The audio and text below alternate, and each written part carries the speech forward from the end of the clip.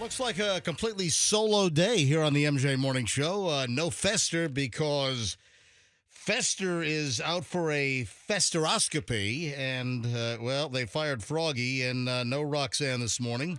So, What are you talking about, crazy man? well, because you're running in right now. I mean, I started the show. You weren't You here. let Fester run in right now, so it happens. Here we are. All right. So Roxanne's walking in right now. Yeah, so Yes. Fester is out with a festeroscopy. He's having, I think it's his first colonoscopy. And we'll check in with Fester. I think he might be a little nervous. I think he's trying to play off that he's not nervous, but I think that he is nervous. So we will check in with Fester. I do believe that there's a window of time up until like 8 o'clock or 8 that we can actually try to talk to Fester. So we'll see what's transpiring. In the meantime, man, just there's the story about the USF basketball coach. That's devastating. That went in for a routine procedure or some type of medical procedure and did not come out alive. I didn't see what procedure it was. Well, because they didn't say what it was. Right, There's a lot of There's a lot of mystery surrounding what happened to Amir Abdur Rahim, but he has passed away at the age of 43. This is the new USF men's basketball coach. This is his, I believe, second season? He's only been with the Bulls, about 18 months or so, and he led the Bulls to their first regular season conference title. That was last winter, so earlier this year, and he went in for some kind of medical procedure at a local hospital. So what mystery is percolating is we don't know what the medical procedure was that he went in for, and we also don't know what hospital. I kind of would like to know, Roxanne, what hospital. Yeah, all it said is in the Tampa Bay area. Yeah, I wonder if that's deliberate. I wonder if the school, USF, well, listen, USF might have connections to the hospital. That would make sense. Yeah, they do medical procedures there. They do surgeries there. Well, keep in mind, you've got USF professors. You've got the teaching hospital, situations, professors that are doctors. I mean, so there are maybe some very sensitive situations at play. I wonder if the hospital said to the school, let's not reveal what hospital. I wonder if also maybe the family was involved. I'm sure it's going to come out. I don't know how you're going to keep this quiet. I don't know how the hell you're going to be able to tamp down or thwart information. Now, with HIPAA regulations, there's not going to be any release from whatever hospital it was as far as what the procedure was. Yeah, the family might come out with something. There might be rumors or leaks of information, but what a terrible story. 43 years old, married, 3 kids, and the USF head men's basketball coach, Amir Abdur Rahim, passed away yesterday at 43 years old during some type of surgical procedure. That's devastating. Devastating for his family and the guys he coaches and everybody who's a part of USF. And I mean, just the tragedy of him being 43 years old. Yeah, he joined the Bulls on March 29th, 2023. So about 18 months ago. And as I said a moment ago, led the Bulls to their first regular season conference championship. That's when they had a 25-8 record.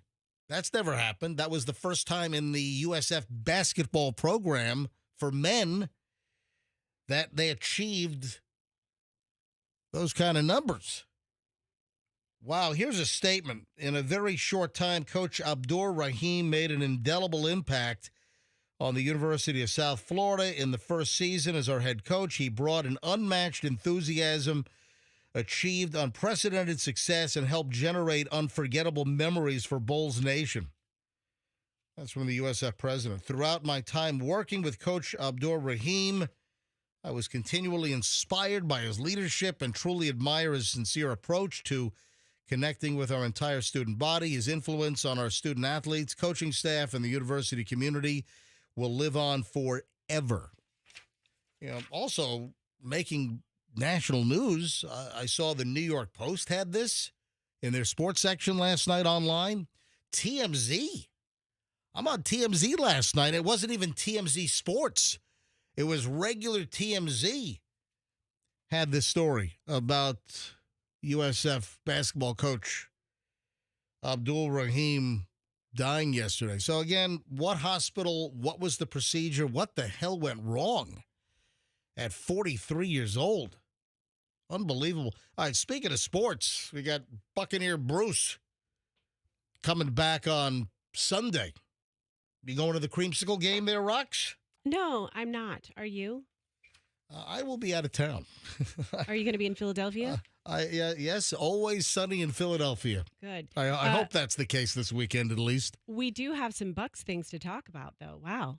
There's some stuff going on there, too. Well, you got the creamsicle game coming up. That'll be the throwback jerseys, Buccaneer Bruce. It's going to be a big 70s celebration. I guess they're going to be playing like Saturday Night Fever music or something. I heard that like all the bumper music, all the the crank up music. What do they call it? The hype music. Yeah. All the hype music in the stadium is going to be like late 70s music at Ray J this weekend. And then of course I thought the uniform was just kind of and ugly, but the creamsicle uniform will be back. I guess they're giving away like 25,000 free hats. I think it's an old, throwback hat. Yeah, retro hat. Yeah. Yeah, I guess Fifth Third Bank is sponsoring that one. Yeah, they jacked up the fees on the checking account to pay for the hats. No, I'm kidding. I have no idea. But did you see the Baker Mayfield controversy? Yes, I did. Okay. All right, so hold on. Let's put that into the mix. Probably 7 o'clock hour. All right, get into that. And of course, the Bucks are hurting with two of the starting star wide receivers done for a little bit. You've got Chris Godwin. Godwin is out for the whole rest of the season. And then you got Mike Evans, who might be back. Is it week 11 or after week 11? I think it's right around then. Might be after though. Yeah, the Bucks have a bye week. That's bisexual week, which is coming up. Oh, I'm sorry, that's BYE. I apologize. All right, so it's bye week. Yeah, bye. All right, 6:08, just getting rolling. We will check in with Fester later on this morning, as Fester is undergoing a medical procedure, and I talked to him last night. He was a little. It's like, oh my God! I mean, the news of the USF basketball coach breaking. The same time that he's going in for his own medical procedure this morning. So he brought that up to me. He's like, oh, my God. Let's wish Fester the best, obviously. Traffic's on. Let's grab Schreiner with the latest. Back in a minute.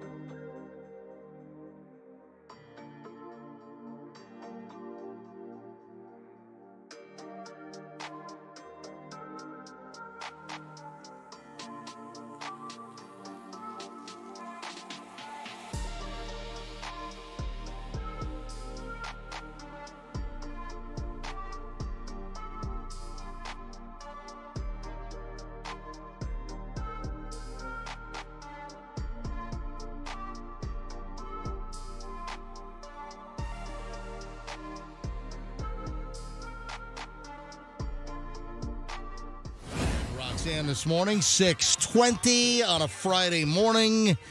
And we will check in with Fester, make sure that he's okay. Colonoscopy, or in Fester's case, it is a Festeroscopy coming up later this morning. So I think Fester said that we can call him up to like 8:30 or so. So I want to hear how it's all coming out. what, the hose? No, I mean like how he's been doing his drinking all of his liquids, everything coming out like it's supposed to. His prep. Yeah, a little breakfast conversation. Yeah. Right? All right, so I've got a coffee question here, and you are a coffee drinker. You're always chugging this crap during the course of the show. I'm not a coffee drinker. I've never had a cup of coffee in my life. I'm trying to think if I've even sipped on a cup of coffee. I can't tell you that I've ever even sipped on coffee. And again, those that have been regular listeners of the show, I'm not going to go over the whole story again, but my dad loved coffee ice cream. And at a very young age, like maybe 2, my dad would try to give me coffee ice cream, and I didn't like the flavor. I remember being traumatized.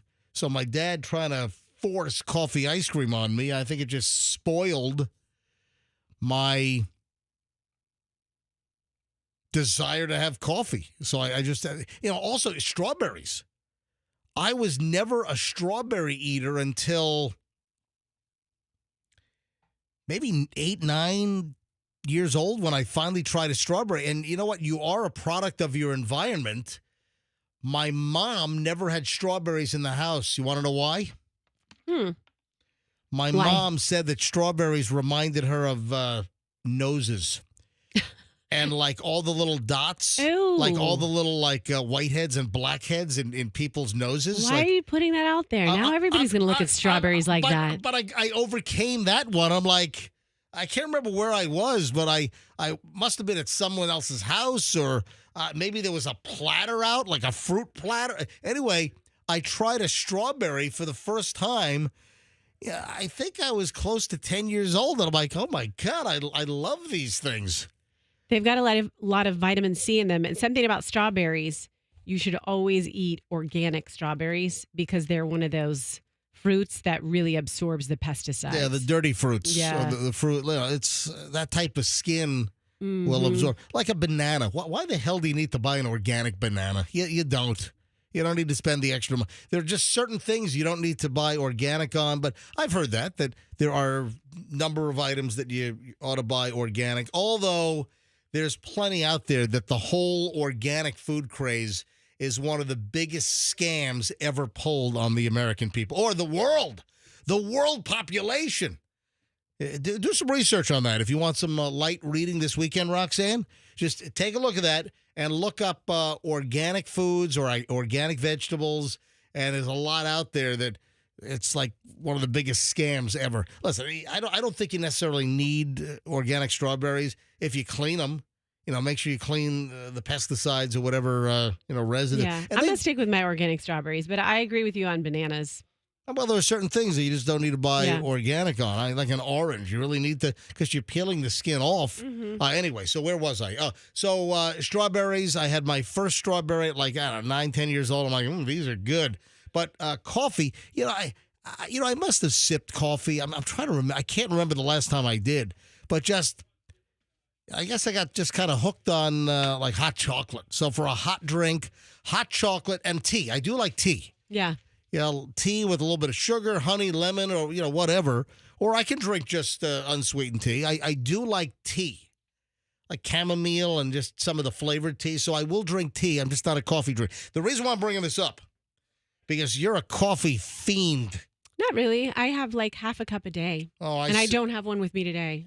I probably won't drink it today. I see you bringing coffees in here. Yeah, I do. Do you ever look at how much is in there? I do like about, I don't know, maybe a 3.5 ounces. A thimbleful? Yes. I'm going to call you Coffee Thumbelina. Yeah, I'm sorry. Thumbelina. That's Thumbelina. Yeah, I'm going to call you Thumbelina. That's what I'm going to do. I love the ritual of it. Like I love Saturday morning waking up and like just taking my time and drinking my coffee. So I like the ritual. I'm not even that crazy about the taste. Let me get really. Why would you drink something if you're not crazy about the taste? It just elevates my mood a little bit. All right. So here's the deal. This is the reason why I'm bringing this up. This is the reason why I'm going a long way to get here, and that's that. Did you drink coffee while you were pregnant? Well, funny you should ask that question. I think I know where you're going with this. Well, hold on. Just answer my question. Yes and no. Did you drink? No, it's either a yes or a no. Did you drink coffee? No, it's not. Yes with Daviana, no with Evelyn. All right. If you drank coffee during pregnancy, it's likely that your child's brain is damaged. No, I'm kidding. It's not. I'm joking. I'm kidding. Coffee during pregnancy likely won't harm the baby's brain, according to new research. But then again, we kind of laugh and we poke fun at the fact that you get all these like medical research projects and, 1 minute something's good for you. And then there'll probably be another story, another study out next week where it's bad for you. All of these, these stories over the years, what's good for you is then bad for you. What's bad for you is then good. I remember, like, for instance, my uncle's a cardiologist. I think I might have told this story before. And this is back like in the mid-'70s. And I remember this conversation, and my mom would say, no, you can't have eggs today. You can only have eggs once a week. And that came from my uncle, who was a cardiologist, and would like make this big, oh, no, you can't, the cholesterol. And then it turns out that that kind of cholesterol is not good for you. It's like you can have really as many eggs as you want. So that whole thing, it's just part of the what's good for you is then bad for you, then it's bad for you, then it's suddenly good for you, and blah, blah, blah. You must drink 8 cups of water a day. And then it came out, I don't know, 20 years ago. Nah, you don't need to drink 8. You just drink when you're thirsty. Yeah, see, with going back to the coffee thing but I know about what you're talking about, that seesaw of information.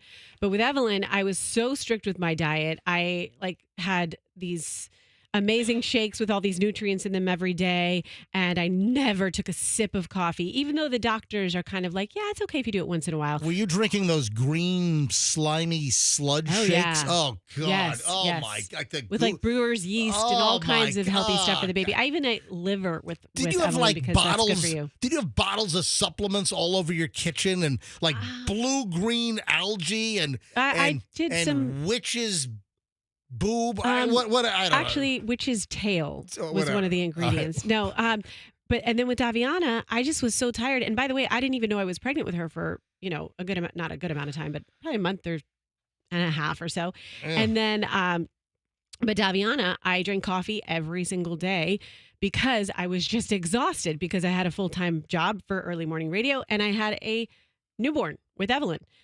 So I had to drink coffee or I was going to fall flat on my face. And I just did the same thing I do now, just 4 to 5 ounces a day. And she turned out fine. She's good. New research published in the journal Psychological Medicine and also republished in Coffee Fiend magazine. Moderate coffee intake during pregnancy is unlikely to significantly impact the child's brain development. I'll tell you one thing about child brain development, and if you're an expectant mom or, once you give birth, don't cut back on your kid's fat intake. No. Whole milk. Always. Don't do no fat or 1%, 2%. Go full fat because, the brain is pretty much all fat and, watered fat. And fat for kids is good for brain development. 100%. I feel like, and there's some people who will reach out even when I say this and say, Roxanne, no, it's not good for you. But I feel like whole cow's milk gets demonized a little bit. And in today's day and age, it's like, no, give them oat milk. Give them almond milk. No, do this. And it's like, no, a baby that's developing and learning, not first you do the breast milk, but when you're past the breast milk and you introduce regular milk, give them some cow's milk. Also, I'm seeing plenty of backlash on the oat milk and the almond milk and all that crap that it's nowhere near as good for you. It's kind of that trendy crap. Hey, speaking of food, it's really a shame that Fester's not here because I saw, been holding on this for a couple of days. Just didn't get around to. This might have been something I found during all the hurricane activity and the aftermath. That Doritos, Ruffles, and Lay's, all part of Frito-Lay. Yeah. Owned by Pepsi, I think. I think they're all PepsiCo. Yeah. So Doritos, Ruffles, and Lay's bags are going to get bigger. They're going to put more product in the bag to try to say, hey, we're going to reverse shrinkflation. But it's interesting that Doritos, Ruffles, Lay's to get bigger in temporary fix in order to tackle shrinkflation. Wait a minute. So you're going to make it bigger? You're going to put more stuff in the bag? What, like a little bit of a teaser? And then a little further down the road, then you're going to make the bag smaller again? Yeah. The hell? Yeah, so Frito-Lay. So they're going to grow at first. Yeah, well, they're going to try to like satisfy or win back customers who have been turned off by so-called shrinkflation. So they're going to have a special promotion with more potato chips, more Doritos, more Ruffles, which is also a potato chip. But, you know, of course, Ruffles have ridges. Ruffles have ridges.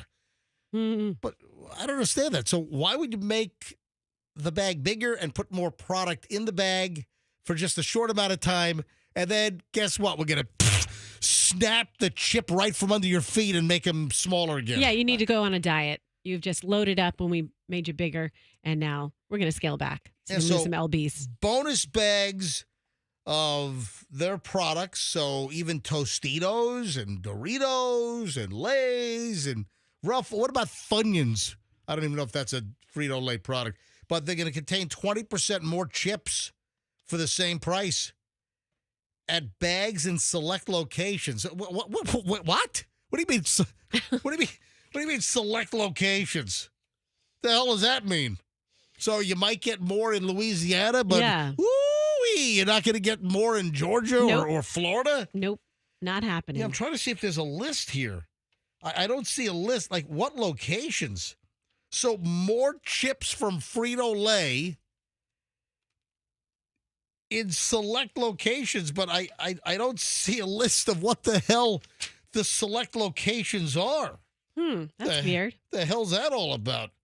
And I'm going to have to dig a little deeper in that. What's your least favorite chip in the Frito-Lay snack pack? I don't know. You know what? I don't know. You don't know? Yeah. Can you bring up?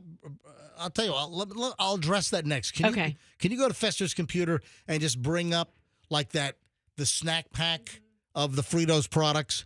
Or I've got a snack pack story. That's why they sell that big box like at Costco and Sam's Club. All right, let me review the items inside, and I'll give you that information in just a minute. Also, a great pile of early morons in the news next here on the MJ Morning Show. So stand by. The morons roll in minutes.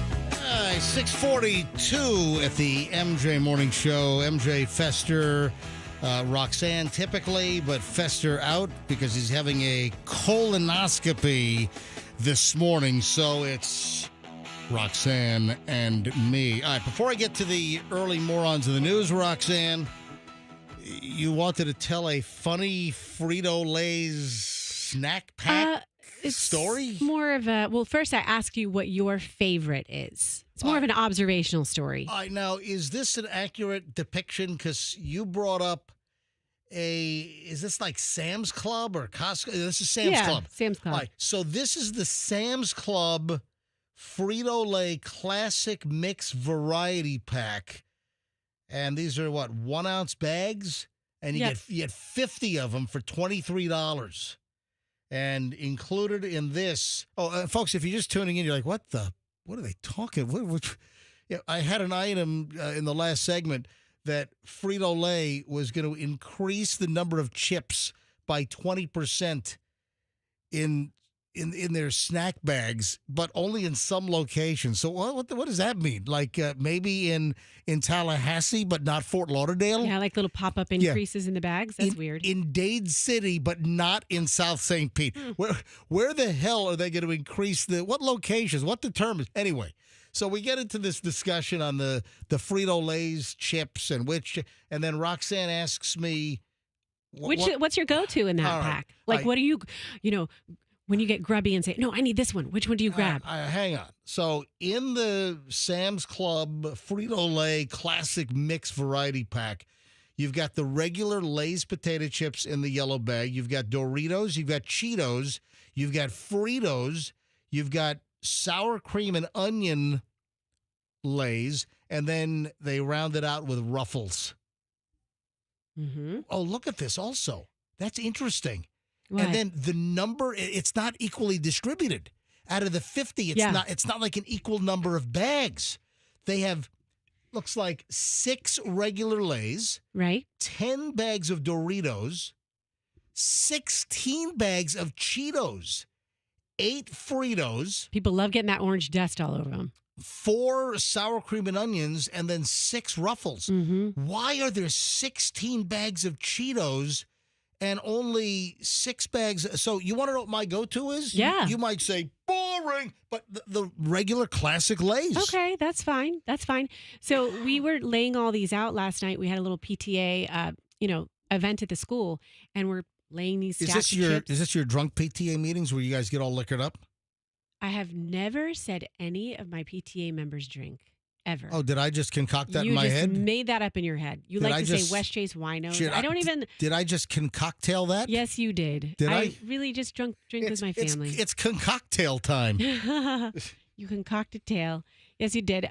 So we were laying them all out, and as we're laying them out, we're like, oh, the poor Fritos. They're going to be the pile here that no one touches. And sure enough, at the end of the night, nobody touches the Fritos. The Fritos are the ones. Now there are 8 in this box, so that's more than your Lay's, which are your favorite. There are more Fritos in the Classic Mix 50 bag Sam's Club Frito-Lay Classic Mix Variety Pack, and so the least amount. Let's see.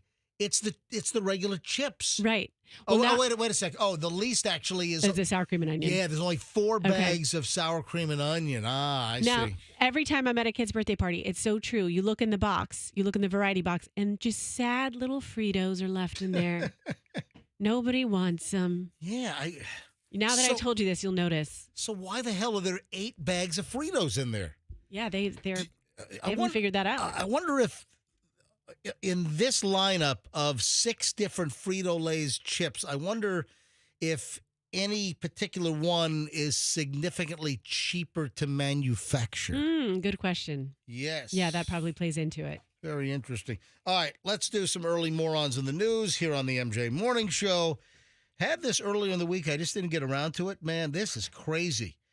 Cops up in Massachusetts have released body cam footage of this deranged whacknut driver repeatedly smashing a Mercedes-Benz into Massachusetts police cars. All right. Jeff. Not just Jeff, it's Jeff. Is that like D apostrophe Jeff, or is it D-E-G-J-E-F-F? There's no apostrophe, there's no D-E. Really? It's just D-J-E-F-F. Oh, Jeff. I think they were trying to do maybe name him like a DJ and then F. All right, DJF. so Jeff, or is the D silent? You just call him Jeff. Anyway, his name is Jeff Hosa, J-O-S-A, 29, was charged with multiple counts of assault on cops. This is in Weymouth, Massachusetts. And this happened at the end of September, but they just released the body cam video. Wow. One cop says, "Yo, chill. You almost hit me with the car, dude." Well, he's being kind of patient. Yeah. Another officer says, hey, get out of the bleeping car. And we've got the audio here. So the cops up in Massachusetts back in September, they responded to this call, an incident of a man acting erratically at a local laundromat. And then they found this guy very agitated. So they go to this laundromat. This guy's all pissed off, all agitated. He's talking very fast. He's argumentative. The guy is sweating profusely. The cops then call for EMTs. They call for medical help. But this guy then hops behind the wheel of a Mercedes-Benz and starts ramming and smashing cop cars. So the cops are pulling out their guns. They're pointing, because listen, that's a deadly weapon. Yeah, it is. So the cops are trying to neutralize the situation. They're yelling at him to stop. And then he takes off. Then they catch up with him. The Mercedes-Benz then runs off of Route 3 and smashes into trees. My God. So he's arrested. He goes to court. He's bobbing his head all over the place. I guess during his first appearance, he's mumbling. So he's hit with all these charges. Anyway, the judge ordered this wacko held without bail. And I have some audio. Let's hear it. You want to hear the body cam footage? I mean, with a story like that, I mean, you're like, oh, my God, MJ, just play the body cam footage. Just play it. Play the footage. All right, so here we go. What do I have? I've got 2 audio bites. All right, here's the first one. Yo, chill. Yo, don't just hit me with the car, dude. Hey. Oh, my God. Down the car. Oh,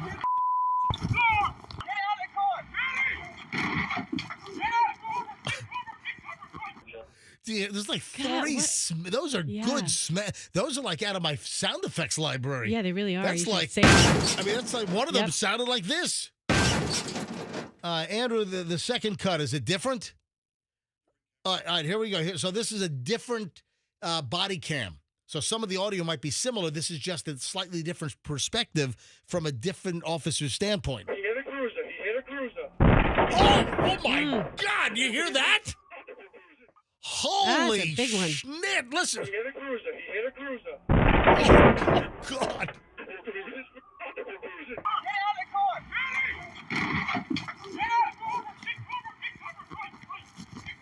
And then one of the cops saying, take cover, because he's worried that this maniac's going to start running over his fellow officers. No kidding. Yeah, but you're right. The first interaction with him, he sounded almost nice to him, like, yo, bro, friend. Yeah. Chill. Hey, you want to go play some checkers? I don't. He was like, friendly as he could be about it. Man. Until he started just ramming. That is nuts. Hey, did you hear about this insane woman up in the Panhandle? No, tell me. This is nuts. A Pensacola woman has been arrested. She went on, the Roblox stuff online.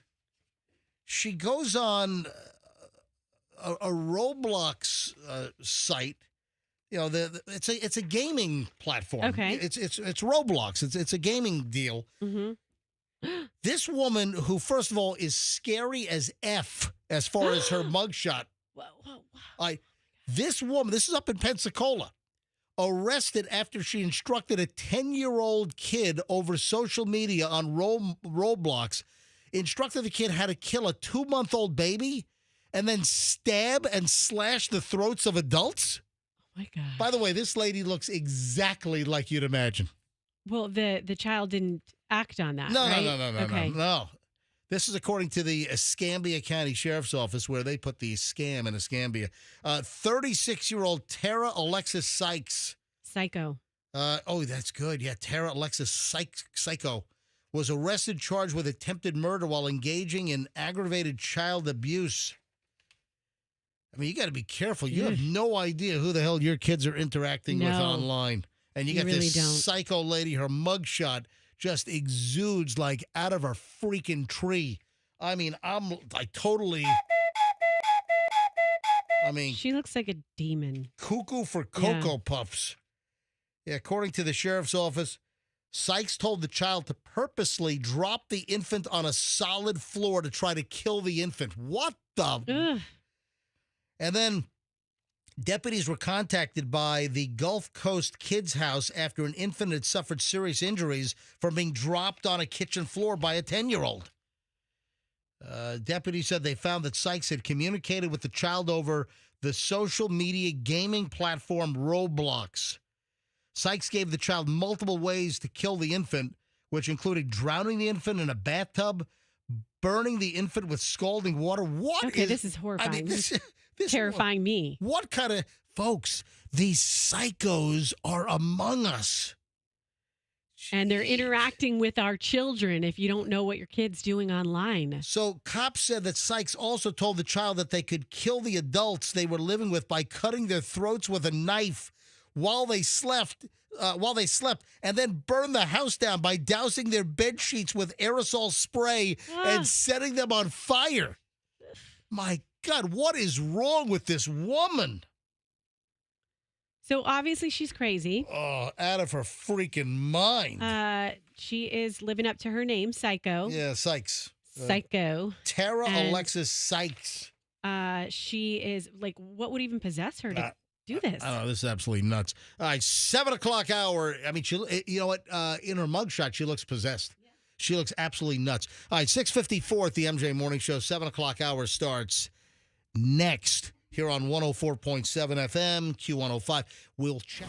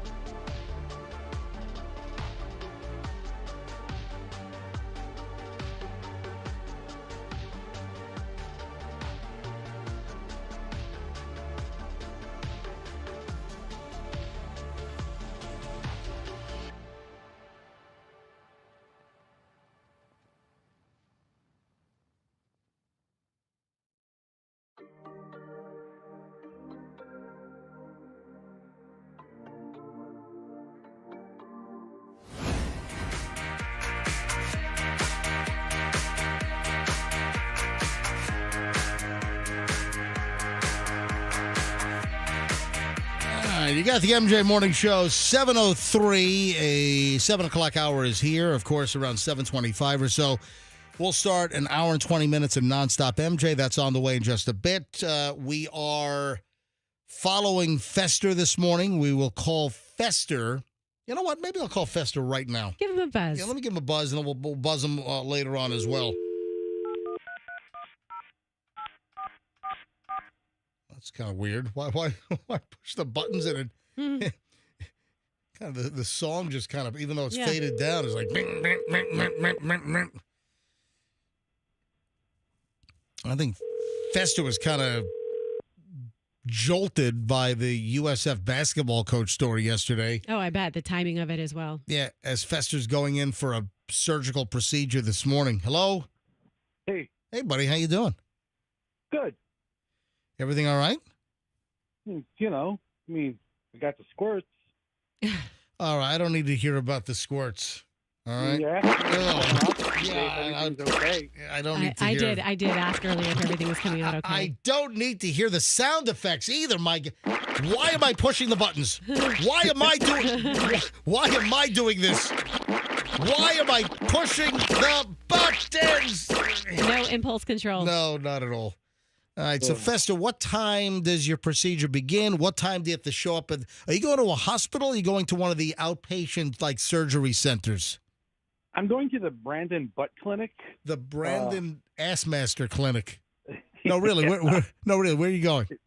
It's an outpatient procedure place in Brandon. Gotcha. It's operated by the hospital. Is that on Falkenberg? No, it's they said it's near Topgolf.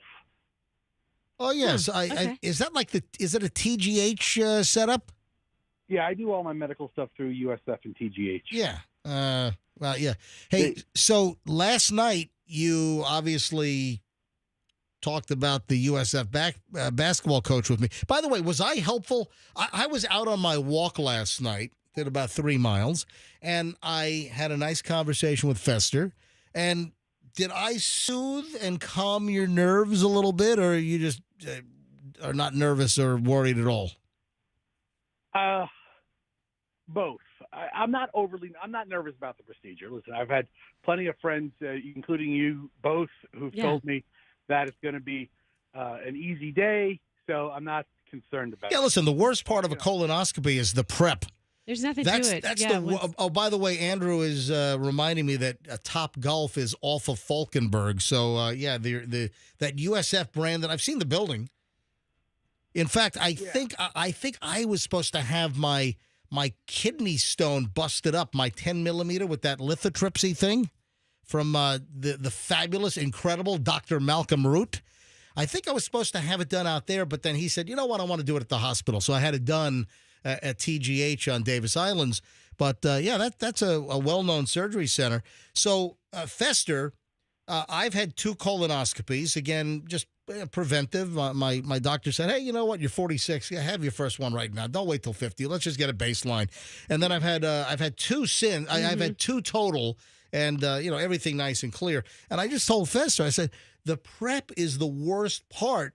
Once you go in, they give you some propofol, they knock you out, and you don't know anything. Yeah. And then you wake up, and it's like it's the best sleep you've ever had. That's why Michael Jackson wanted that doctor to knock him out with propofol, and obviously the dose was a little heavy one time. Last time. It didn't work out well. All right, but I called Fester while I was walking last night about 6:45. I'm like, Fester, hey, I'm telling you right now, this is easy breezy.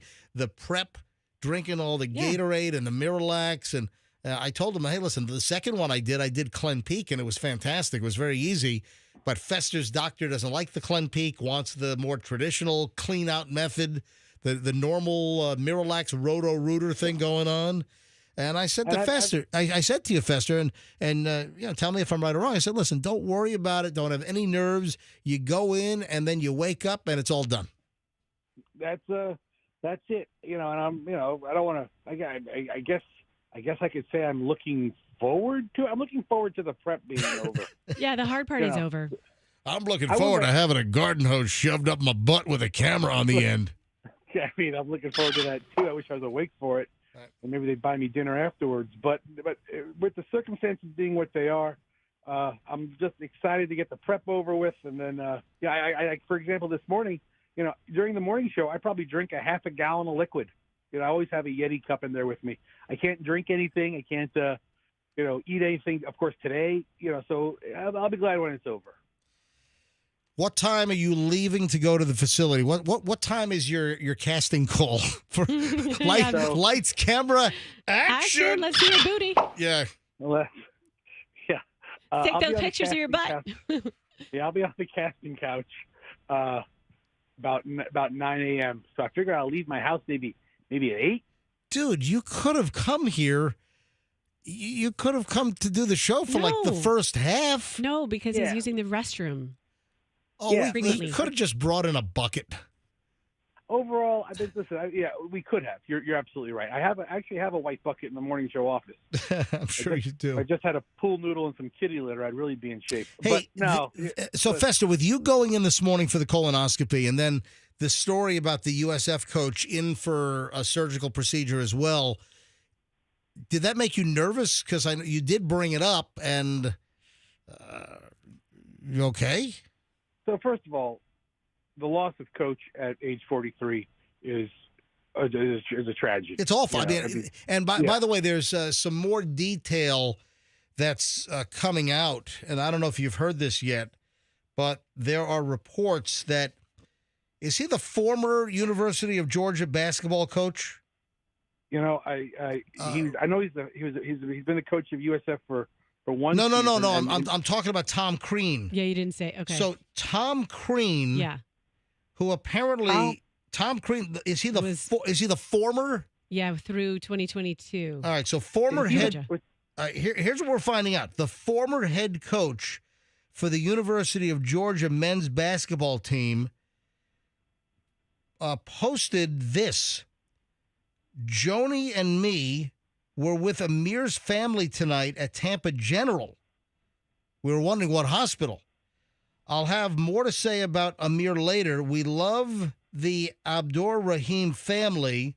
Knowing and working with Amir was a true honor and a gift. Drive your kids to school tomorrow. He loved doing that. Pray for his family. And, of course, we're talking about the USF head coach for men's basketball, Amir Abdur Rahim, who was undergoing surgery and passed away. And there are 2 new items that are coming out that we didn't know when the story broke last night. So we were all wondering what hospital was he at having the surgical procedure. Apparently it was Tampa General Hospital, and the procedure was some type of brain surgery. Oh, man. Yeah. That's always dangerous. There are reports that he was having some type of brain surgery to remove a tumor. I mean, he's young, again, 43 years old with a brain tumor, but you're seeing and hearing more of that. And again, we don't know whether the brain tumor was benign or whether it was cancerous, whether it was malignant. But apparently, Tampa General Hospital, he was there to remove a brain tumor. And some of the media reports that just hit a few hours ago was that there were complications from a blood clot. And that's what led to his death. So, not being widely reported yet, but this is being reported by multiple media sources within the last hour or so. That's what happened. That's awful. It's a terrible loss to the community and to USF and USF basketball. Oh, yeah. And it was.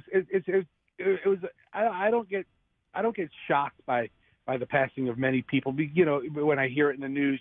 But I was like, wow, coach, he's such a healthy guy. Oh, what are you, a heart of stone? What do you mean you're not shocked by the passing of people? No, someone dies, it doesn't faze you? What are you saying? Oh, listen, we've been working in news for a long time, and, Willie Nelson kicked the bucket tonight. I'm not going to be like, oh, my gosh, heavens no. Hey, Fester, while I have you on the phone here, just shifting gears here, have you ever been the subject or the recipient or the giver of one of those like violent, aggressive handshakes? You know what I'm talking about? Yeah. Yes. So I'm not a violent handshake. I'm very conscious of my handshake. I'm not talking about a grip. So sometimes you get a firm grip. I'm talking about, and I'm trying to remember where I saw this or if this was like a little gag when I was younger. But you like go to shake someone's hand and then you start like shaking their hand like it's like a paint shaker at Home Depot, Yeah, like you're trying to put it out of fire or like you're trying to rip it out of the socket, like you're trying to dislocate their shoulder. I met a guy like that one time. Like deliberately try to rip your arm out? This is crazy. This is a funny thing. So we met this guy at UNC when I was in high school. And I met him with my dad, and we shook his hand, and he's like, Kevin Allman, nice to meet you. And he shook the crap out of our hand. And forever, that is, Kevin Allman has been a part of our family. Who's Kevin Allman? That's what I'm saying. He shook our hand so hard. Is he the inventor of almond milk? No. He worked at UNC. He had something to do with their basketball football program. UNC? Yeah. Like University Chapel of North Hill? Carolina. Yeah. Yeah. And So listen, The Tar Heels? The Tar Heels. Yeah. He shook Roxanne's hand so hard that he became an indelible part of her life where you'll never forget him. Wow. Shaking Roxanne syndrome. Yeah, like he. Oh my gosh, did he shake your hand like Kevin Allman? But what we always say about Kevin Allman, we'll never forget him. We'll never forget him. So there's something to be said for that crazy handshake. The reason why I'm bringing this up, you're probably, why the hell did I pull this out of my butt out of nowhere? Sort of like the colonoscopy camera that's going to be pulled out of Fester's butt in a couple of hours. Now, there's a story about a judge has been arrested over an aggressive handshake with the police chief. And this is up in Maine. I'm like, what? Judge Robert Plaskov was charged with harassment in the second degree after he initially or allegedly initiated a handshake with police chief Colin Taft and refused to let go. So he's doing this aggressive, and then he wouldn't let go of the... I mean, have you ever had those awkward, weird situations? Okay. All right, we're thinking of two different things. Yeah. I mean, the aggressive handshake you proposed to me made it sound like the over-anxious used car lot salesman who just gives a really emphatic, friendly handshake. And they're shaking your body beyond belief. But if you and I have beef, or there's an issue between us and we shake hands and I don't want you to walk away, I'm going to hold your hand. I'm going to put your hand into your gut. I'm going to hit you with the back of my hand. I could see how a handshake, the stronger person has control of the other person during that time. Well, Fester, I thank you for delineating the awkward handshake scenarios. So one is the hard grip will not let go handshake. And then I was initially thinking of the violent shaking, dislocate your shoulder and shake your whole body like you're in an earthquake handshake. Yeah, but that person's happy to see you, or hey, then up and down, and it's just too much, and they never really mastered handshake. But can you imagine a judge getting arrested for this aggressive handshake with the chief of police? That is just bizarre. Yeah, that's really weird. Who does the arresting? The police. And who does the jurisdiction? Who brings them to court? Yeah. I mean, the judge is being violent toward the one person who can arrest him. Yeah, this is a weird scenario. So I just thought it was interesting. And the two different kind of awkward handshakes, the won't let go hard grip, and then the paint shaker handshake. All right, Fester, we'll check back. What is drop dead? I shouldn't say that. What is the last time we can call you before you go in for the colonoscopy? You know what? The appointment's scheduled for 9. I mean, you can call me up until the propofol goes into my veins. Oh man, oh God, we ought to. Yeah, we should talk to you right before it's going in. No, we ought to have Fester on the phone as they're juicing him up with the propofol. Yep. If we can, that'd be great. I don't know how many songs we're playing today, but if you can make them all Michael Jackson songs. Oh, stop it! Stop. I'm looking at the man in the mirror. Yeah, okay. Hey, ask them seriously. Ask them if you can have your phone in the room and we can put it on speaker and they can be calling like, all right, we're about to inject the anesthesia, the propofol, and I'll just bonk out. And what we'll have you like, speaking to us or maybe counting back like 10, 9, and then you're out like a light. Hey, see if you can arrange that. See if the doctor and the anesthesiologist, see if they'll play ball with us and have you on the phone while you're getting propofol, okay? I will see, but I got to run, Fester. I'm running too late here. All right, see you, MJ. Well, hey, we'll call you several times, okay? I'll be here. All right, Fester not in because he's getting his first one ever. His first colonoscopy. Wow. All right, 7:19 at the MJ Morning Show. I'm running late. How did I get so late here? Because I'm talking to Fester, that's why. All right, we start an hour and 20 minutes of nonstop MJ next, and I don't even have time to tease everything. Oh, although one of the things coming up, women are refusing to do this on the first date. So this is like a new trend. What are women refusing to do on the first date? I'll explain, and a whole lot more coming up next here on the MJ Morning Show. Let me tell you about...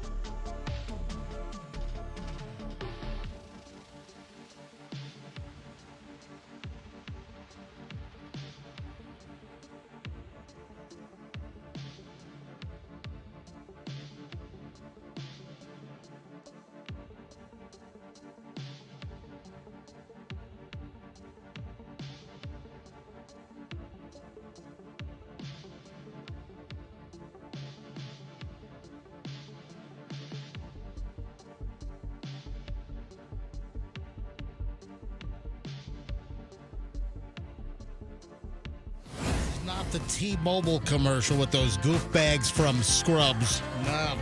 All right, 727 at the MJ Morning Show. Just some good rejoin bumper music.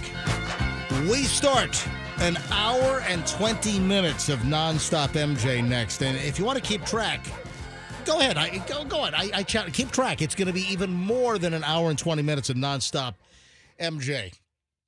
All right, where do I start? All right. First of all, we're following Fester, and he's going in for a colonoscopy this morning.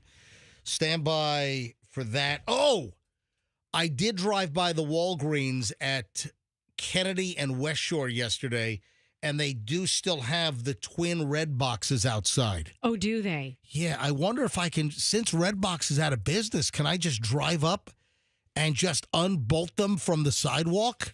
I wouldn't do that because remember the generator story that I don't think finders keepers is quite. Yeah. You don't want to use that defense. Might not work for you. You know what? Maybe I'm going to call down to Walgreens. Maybe I'll see if they'll grant me permission to take the red boxes because that's one of the dilemmas. There are somewhere between 23 and 24,000 Redbox machines all across the country, and Redbox is bankrupt, and there is like no plan to pick up the machines apparently. And each machine, I mean, the machine's like worthless, but unless you just want like some kind of cool little conversation piece sitting in your living room. Or unless you want to do a photo shoot in your living room, because I always thought people look sexy when they're getting their Redbox, when they're checking out their Redbox. Oh, we all leaning against the Redbox, Roxanne, with your hips all out? Yeah. Yeah, is that what you did? I just always thought that was a sexy look, and I think if they had gone with a big campaign about get your sexy Redbox photo and have everyone hashtag it, I think maybe they'd still be in business if they'd listen to my marketing plan. So, like, you're leaning against the Redbox, like, with your hands up there. Speaking of the rejoin music, like Christy Brinkley leaning against the red Ferrari. Yes. In Vacation, right? See how that looked? Oh, yeah. Is that the pose? My pose at a Redbox is one arm up, kind of over your head. When was the last time you were at a Redbox? It's been a while. I mean, it's been, I don't know, probably. Hey, do you mind if 15, it's been years since I watched a movie. Since I've had Do you kids. mind if I segue from Redbox to Red Face? What yeah, the please. hell is going on with you? I told you. I sent you an email about it. Oh, hang on. I don't know if I got that one. Yeah, you did. Hold on. I sent it to you. That was like the main. I only sent you one. Oh. Yeah. I saw the links. Oh, I just did a PTA event, and prior to that, I did microdermabrasion. Actually, microneedling. I don't know why I wrote dermabrasion. All right. Is it micro? I get them confused. And microderm. That's I right. look like a crazy tomato face. Yeah. I got stuck working the. Wait a minute. So yesterday afternoon, after microdermabrasion, what time was your microdermabrasion? It was at 3:00. All right. So right afterward, you end up at a PTA meeting? Yep. So PTA function. Was it like 5 times redder? Oh, it was. Look at this photo. Let me see if I can show it to you. It was really bad. I went straight from my microderm to, and she told me when she did it, she goes, "Okay, oh, look at this. Look at this. Let me show it to me. Freak." Oh man, looks like you were like in the sun or something. Yeah. Like you fell asleep at the beach. It does, You know, right? the UV index is an 11, and you fell asleep on Clearwater Beach for 6 hours. That was a funny thing. I would tell people as they're coming in, like if I kind of, I see some parents I recognize, I'm like, "Hey, I look crazy today. I just got microderm," and people would say, "Oh, you just look. I thought you were in the sun." No, What? you should have said that you had a fight with Doug and he threw acid in your face. Doug threw caustic acid in my face. Yeah. So I'm like, no, I just got this. And they go, "Oh, no, you look great. You look like you just have been out in the sun." That's a nice thing to say. Look in your camera right now. Very nice. You have a kind of raccoon eyes still. Very raccoon eyes. Yeah. But I'm thinking to myself, it's so funny. Like for those who I didn't say that to, parents I didn't know, maybe they're looking at me like, "Wow, this lady hasn't gotten the memo that sunscreen kind of is a thing. So wait a you minute. might want to put some on." You had microneedling or microdermabrasion? I get so confused. I think it was microderm. It's did they give you like a Valium or anything? No, this is just a facial. One of the procedures, they kind of like loosen up your nerves a little bit, and I think they give you a Valium. Yeah, I think that's more for peels. I've never had a peel. Yeah, so. I would agree. You've never had a peel. I agree. No, I'm kidding. I've never had a peel. Good. So microderm, yeah, it was just microdermabrasion, but my face really got inflamed from it. Hey, so regional manager for Walgreens. Mm-hmm. Can I go to West Shore and Kennedy at the Walgreens and take both of those Redbox? They're really an eyesore. They don't work anymore. They're out of business. So if I can get the Walgreens regional manager to call me right now, or even the general manager of the Walgreens at Kennedy and West Shore, can I take the red boxes away? Because each machine has like between 500 and 600 movies inside as well. Those things are stocked. All right, I'll tell you, here's the deal. If I can get the Walgreens regional manager or the store manager to call me right now, I'd like to be granted permission to salvage those red boxes. Take them off your hands. They're not working. They're just collecting dust. They're eyesores at this point. So call me up right now, 800-990-1047, 800-990-1047. I'll tell you what, if it's not that location, if anybody is the manager or you have some type of authority regarding a retail location where there is a red box and you'll let me just come get it, you'll grant me permission to remove this red box from this now defunct company, call me. Anybody, not just West Shore and Kennedy. 800-990-1047. Hey, if anybody, and seriously, all kidding aside, if anyone has any insight, what are they telling you? If you do work for a company that does have red boxes inside or outside the store, what are you hearing? Are you hearing that some company has been hired to remove them and to, salvage them and maybe, sell off parts and scrap the metal and sell the movies on eBay or whatever the hell the deal is? If anyone has any insight on the 24,000 abandoned Redbox movie DVD machines all over the country, and tons of them here in the Tampa Bay area, if anyone has any insight on these things, call me, seriously. 800-990-1047, 800-990-1047. And Julian, he heard me talking about this the other day, and Julian's all hot to trot. Yeah, Dad, let's go get one. Yeah, Dad. Andrew, father-son caper. That would be a good one. No, I'm not trying to do a caper. I'm not trying to steal something in the middle of the night. I'm not like one of those, those French fry grease bandits in the middle of the night that are stealing French fry oil from behind restaurants. That's not me. Hey, listen to this. Hey, Andrew, let me know if anyone calls in. Hey, how's this for a high school principal? A principal, this is up in Ohio, in the Cincinnati area. A principal for Scott High School, Kenton County, Ohio. The principal is up Bleep Creek without a paddle because there's video of him showing him holding a beer bong for underage students. Bad move.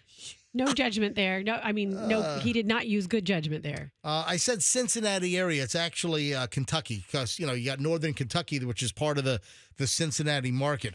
So it's Kenton County, Kentucky, in the Cincinnati metro. Scott High School's principal has been charged after police said they received a video showing him holding a beer bong for 2 underage students. My God. That's insane. It is. The Kenton County Police Department said 50-year-old Anthony Procaccino was the principal at White's Tower Elementary at the time of the video, and he can be seen holding up a beer bong. So I guess he went, at the time the video was taken, he was the principal at the elementary school, but then he since went on, I guess, to be a principal at a different school, at a high school. And students identified the individual as the principal, and he's holding a beer bong, allowing students to drink who were aged 16 and 17. What the hell is this guy thinking? Crazy. All I know is his name is making me thirsty for a good coffee drink. Doesn't Procaccino sound like a specialty order at Starbucks? Oh yeah, I like the Procaccino. Actually, it's Venti Procaccino. It's a proctologist inspired coffee drink. It's the Procaccino. Ew. We have a proctology theme today, right? Oh man, well, with Fester's colonoscopy, and I don't even want to draw the correlation of what came out. In the prep. I better just move on. Hey, guess who died? Who? We have a death to report. It is a singer. And we talked earlier about this terrible passing of the USF head basketball coach for those who are just tuning in right now. Yeah, this is different. So the USF basketball coach has passed away, 43 years old. Coach Abdur Rahim was, according to reports, undergoing, and confirmation from a friend, undergoing a surgical procedure at Tampa General. And there are other reports that are saying it was a brain tumor surgery, and there was some kind of blood clot issue, and he didn't survive. I mean, just an absolute shocker. So that's a shocking local death. There is more of a national death to report, and I do have the audio daily double here. Did I say audio daily double?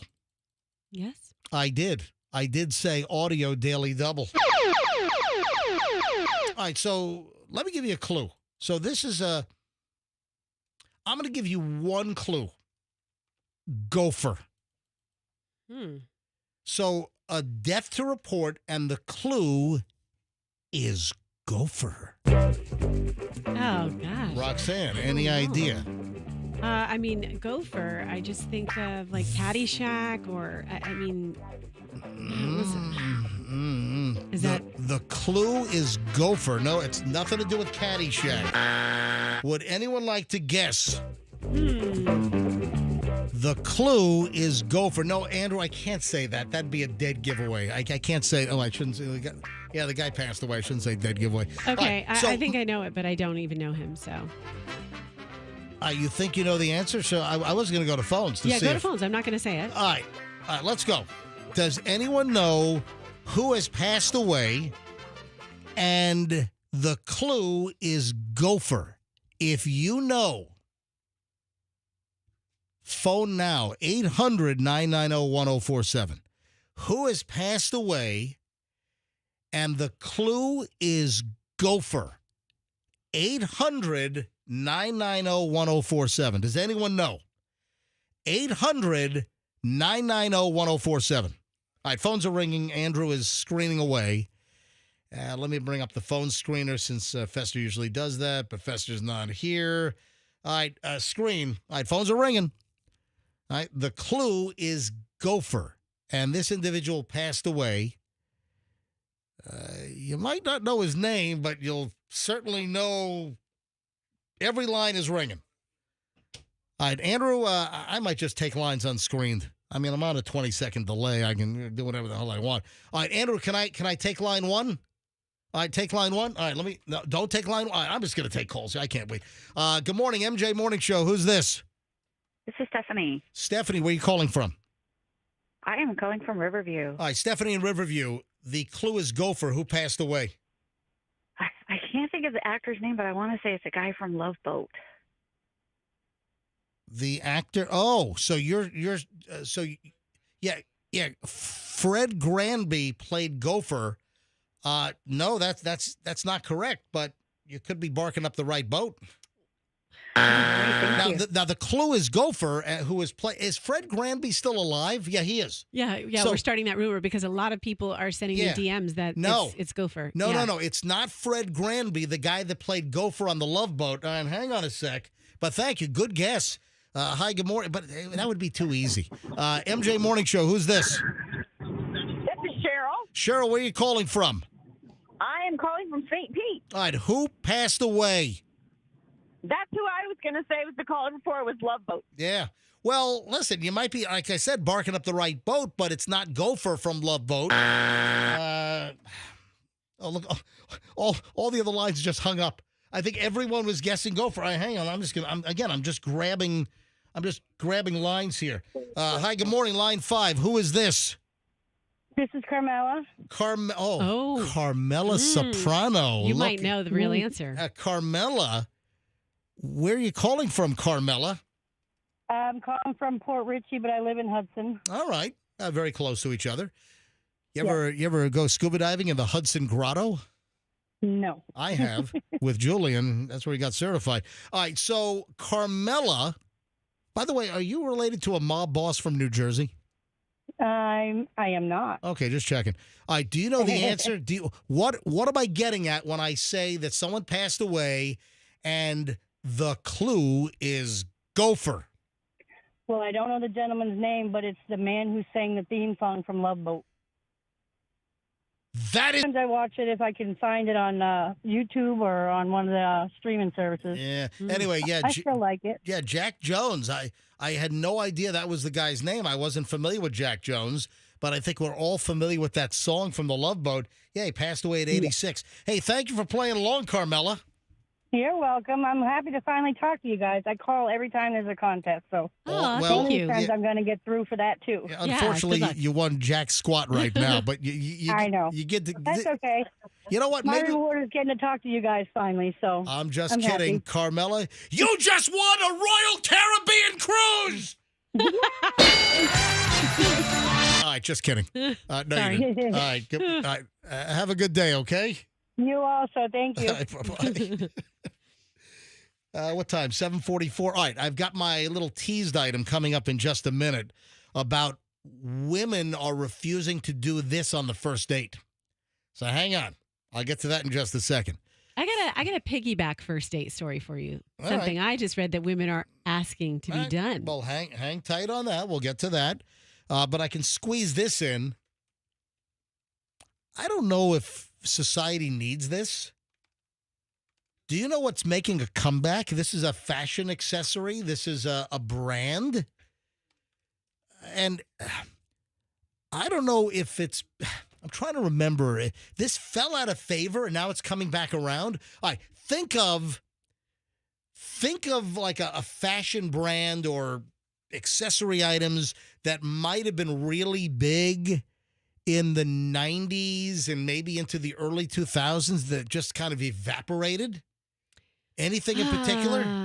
See, I think it evaporated. The thing that comes to mind that just popped into my head Z Cavaricis, but I think they evaporated in the 90s. They didn't make it into the 2000s. Nope. All right, let me kind of give you a couple of clues here. Okay. Some of the, I associate this with some of these brands. Like, remember, like, Affliction?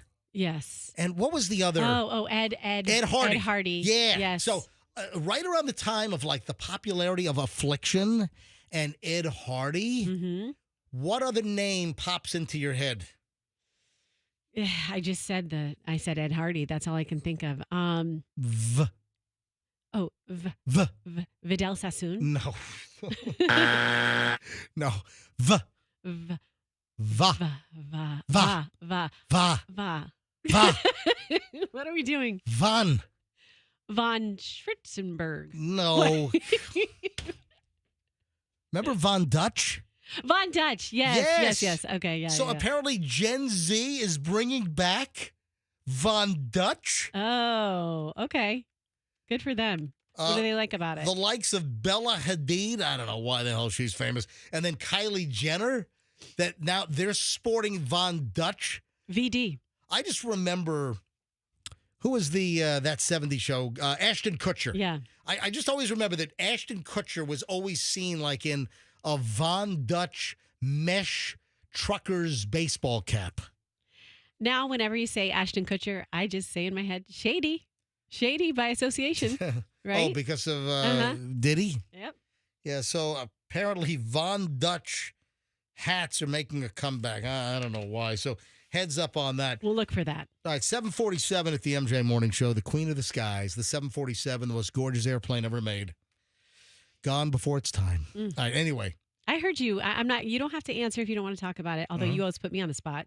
But I heard you talking some crazy talk earlier, some plane talk. It's like you were reporting a plane. I said, what kind of nerdy plane stuff is MJ doing right now?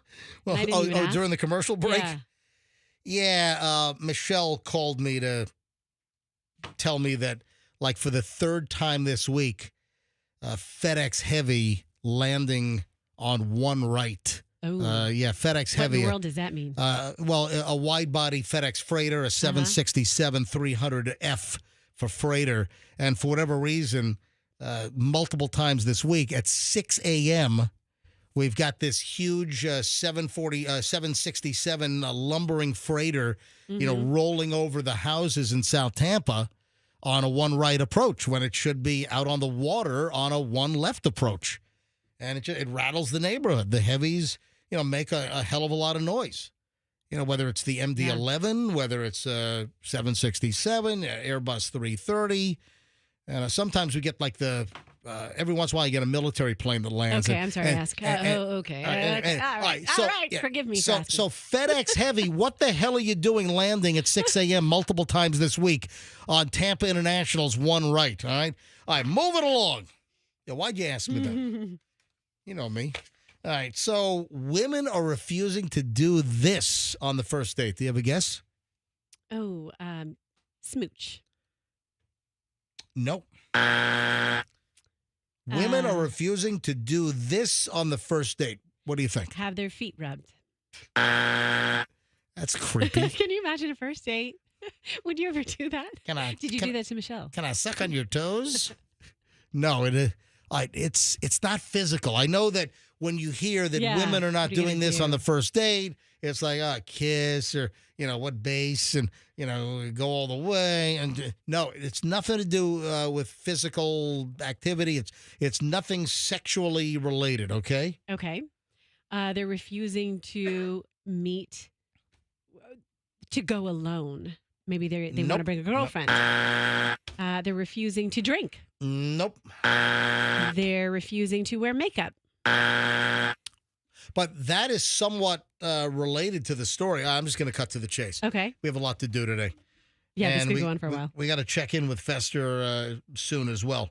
Women are refusing to split the bill on first dates because women say that there are a lot of hidden costs of their beautification in order to get ready for dinner. Okay. So they're spending all their money on beautifying themselves to make themselves all beautimous. I always say it's much more expensive to be a woman.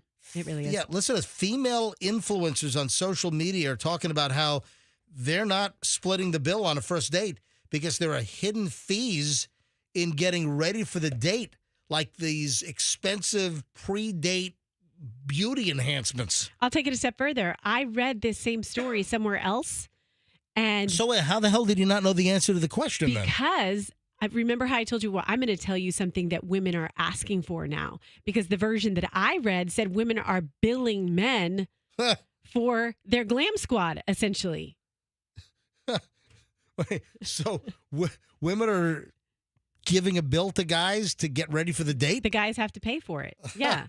To get all glammed up? I got all prettied up. I brought it, hair and makeup done, whatever it is. Here's your bill. Hey, how much does a guy have to pay for you to show up on a date all red-faced after your microneedling? Well, geez, if they had to pay for this, that's not cheap. Looks like looks like you were in that tomato fight in Italy. I know. You know? I know. All right. All right. So I don't care. So Look good tomorrow. These women are saying that they're spending money preparing for dates, getting manicures, pedicures, blowouts. Do you ever go to blow bars and that kind of stuff? Yeah, I used to more frequently. Get a blowout? Mm-hmm. I used to. Tell you what, when I hear blowout, I think of the kid's diaper, you know? Yeah. When like Chloe and Julian were like, 1 or 8 months old. That's whenever I hear about getting a blowout, I'm like, I don't want a blowout. No, thank you. That's a diaper explosion. I used to get a good blowout. Now when I go get my hair, I got my hair cut this week. I don't even have time to get my hair blown dry. I just say, let me leave like a wet rat. Yeah, wet rat. Anyway, so that's the deal. Women are refusing to split the bill with guys because of all the expense of getting ready for the date. Listen, the beauty bill it's high up there. There's also another thing regarding Generation Z. I don't know what's going on, but there are just a load of these Generation Z stories yet. And, of course, my kids, Chloe and Julian, they both fall in that Generation Z genre. But Generation Z are more into trendy skincare routines over having intimate relations. So they'll put their boyfriends on hold and say, you know what, no, I need to do my skin treatment, like a bedtime or a late night skin treatment. More Generation Z, they're being called skin fanatics, that are doing more skin procedures at home, and it's cutting into sexy time. Right. So if they have a big goopy mask on their face to go sleep in at night, it's going to eliminate time to get it on. I was about to get there. So the women, these Gen Z younger women, they're coming out of the bathroom and they've got like slime all over their face. And the guy's like, ah! It's not get it on time when you come out of the bathroom and you're all gooped, you know? Mm-hmm, mm-hmm. And then have you seen like those they're like glowing masks? I don't know if they're infrared or what they're called, but they're like these glowing masks. Yeah. Like, you don't want to hook up unless you're kinky, unless you want to play some really the LEDs. Yes, the LEDs. But don't they also, like, I've seen advertisements for like guys that are losing their hair. Yeah. And you're supposed to put on like a baseball cap with like the red LEDs, and it's like it stimulates hair growth. I don't. Some people get in the LED in the infrared like sleeping bag and just lie with it all over their body. Couple of local items I want to get into. First, did you hear the audio bite from Mayor Ken Welch from St. Pete? Hey, Andrew, can you put in a request and see if Mayor Ken Welch, mayor of St. Petersburg, can give us 5 minutes this morning? 5 minutes or less. Yeah, send a message to his peeps, his media handlers, and see if he can give us 5 minutes. And I'm curious regarding this soundbite from a presser yesterday, and this has to do with the aftermath of Hurricane Milton and the roof, that translucent Teflon, whatever the things, the fiberglass Teflon translucent roof to Tropicana Field.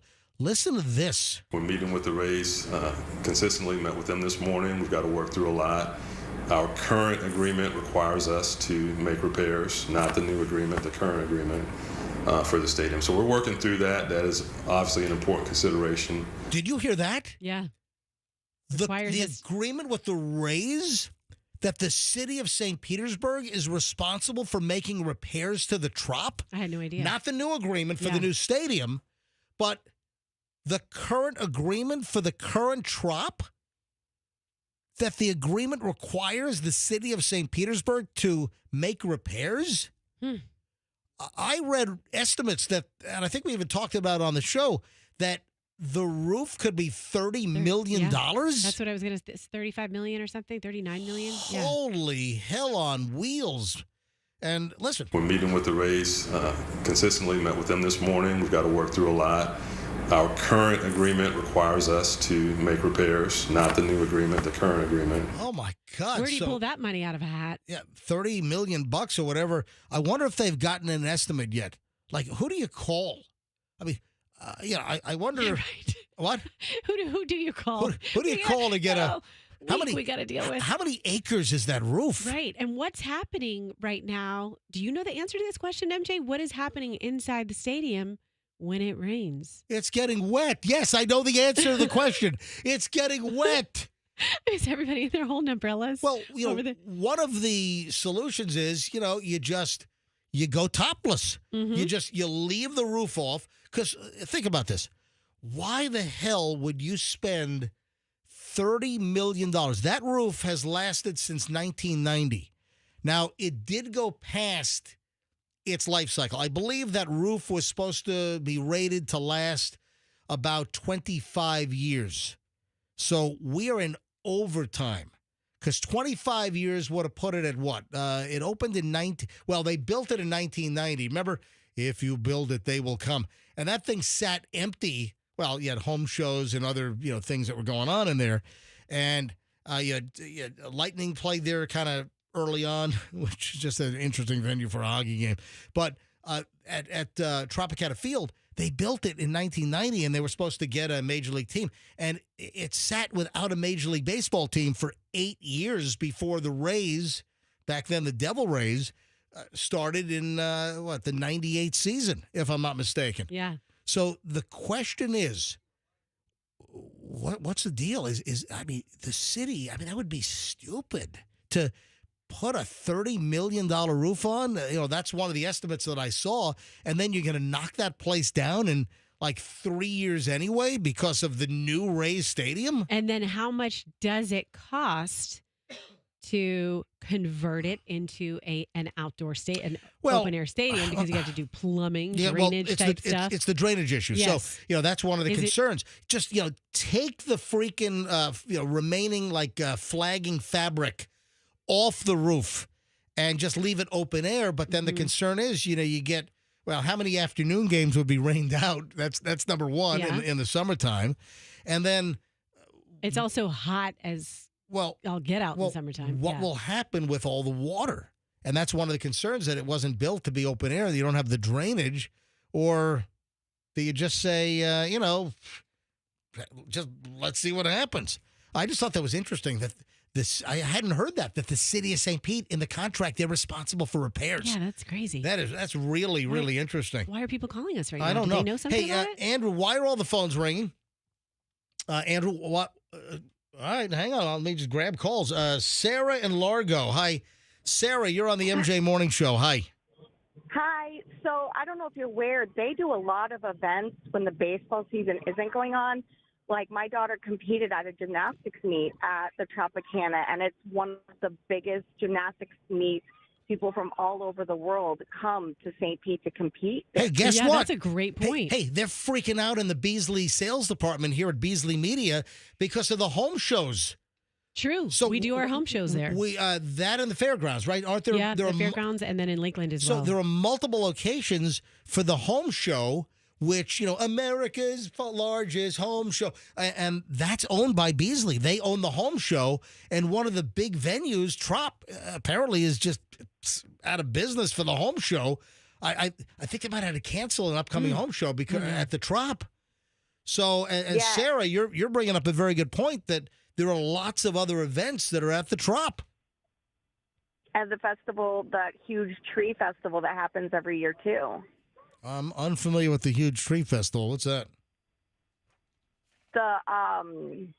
Oh gosh, I can't. I know what you're talking about. Oh, West, yeah, that's great. Hallmark hosted, yeah. Wow. All right. Well, listen, Sarah, thanks for calling in. I appreciate it. Thank you. All right, Andrew, some of the other lines were on hold and some of them dropped off. What were they saying? Pointing out the insurance policies that are on the Trop. Yeah. It's Enchanted Christmas, what she was trying to think of. Yes, and I was too. They're just talking about the insurance policies. But I wonder if there is insurance or if the city is self-insured for that. Or if the Rays carry any insurance, like, business interruption or, what do you know? Anything? According to the Googles, there are multiple insurance policies, including the city's insurance, which covers $45 million of the first 50 in repairs.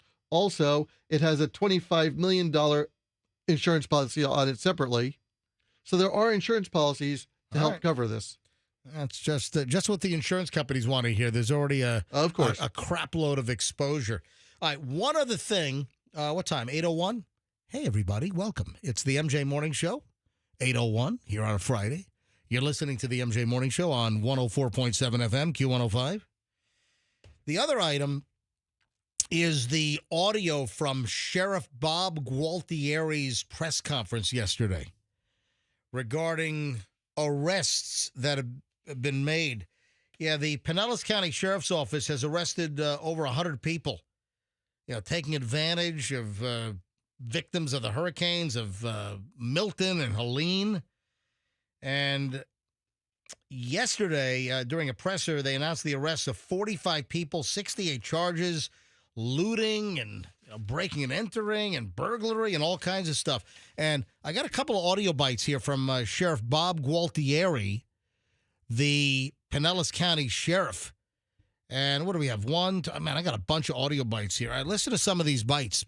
What kind of sicko? I mean, the opportunists, the criminals that will take advantage of people who are down and out on their luck, homes flooded, and you got people breaking into homes and looting and scamming? We assured our residents and business owners that the Pinellas County Sheriff's Office would saturate their neighborhoods and businesses with deputies to prevent looting and deter those who wanted to wreak further havoc from doing so.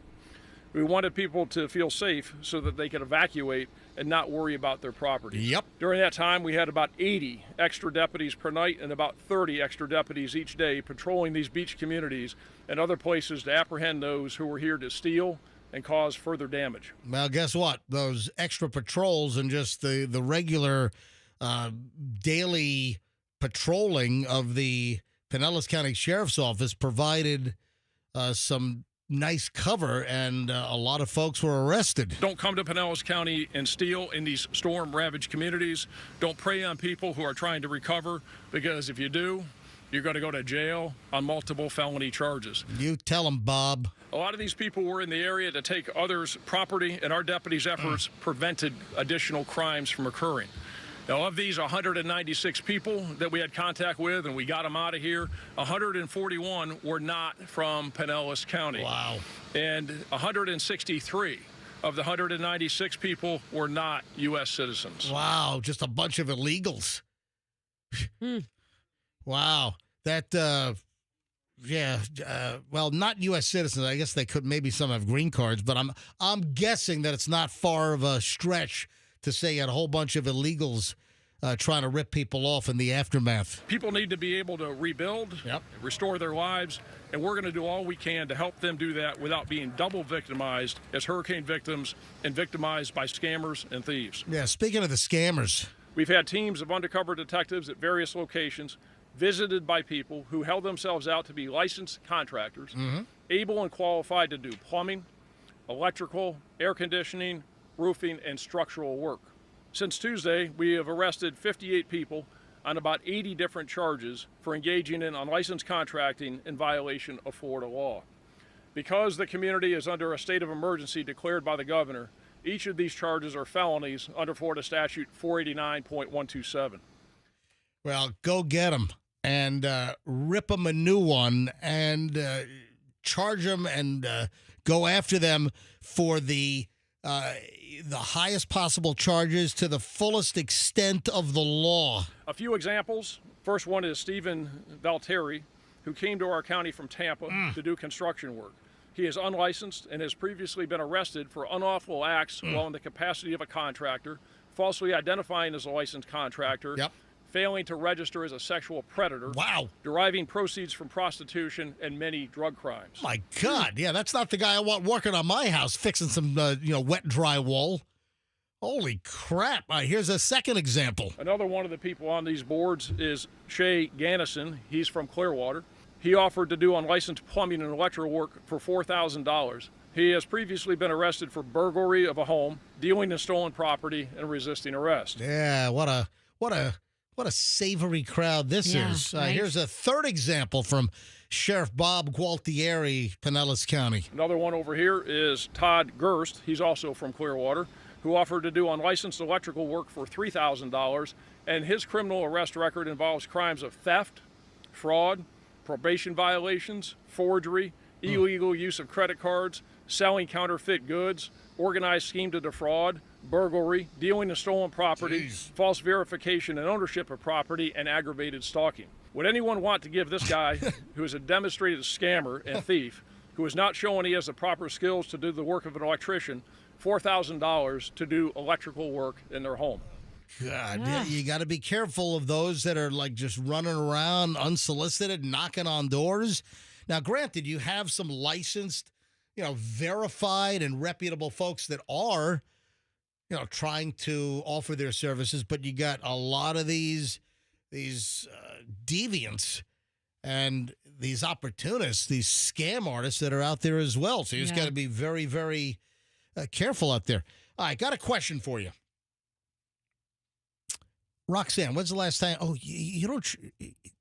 Is it Walmart that you've never been to?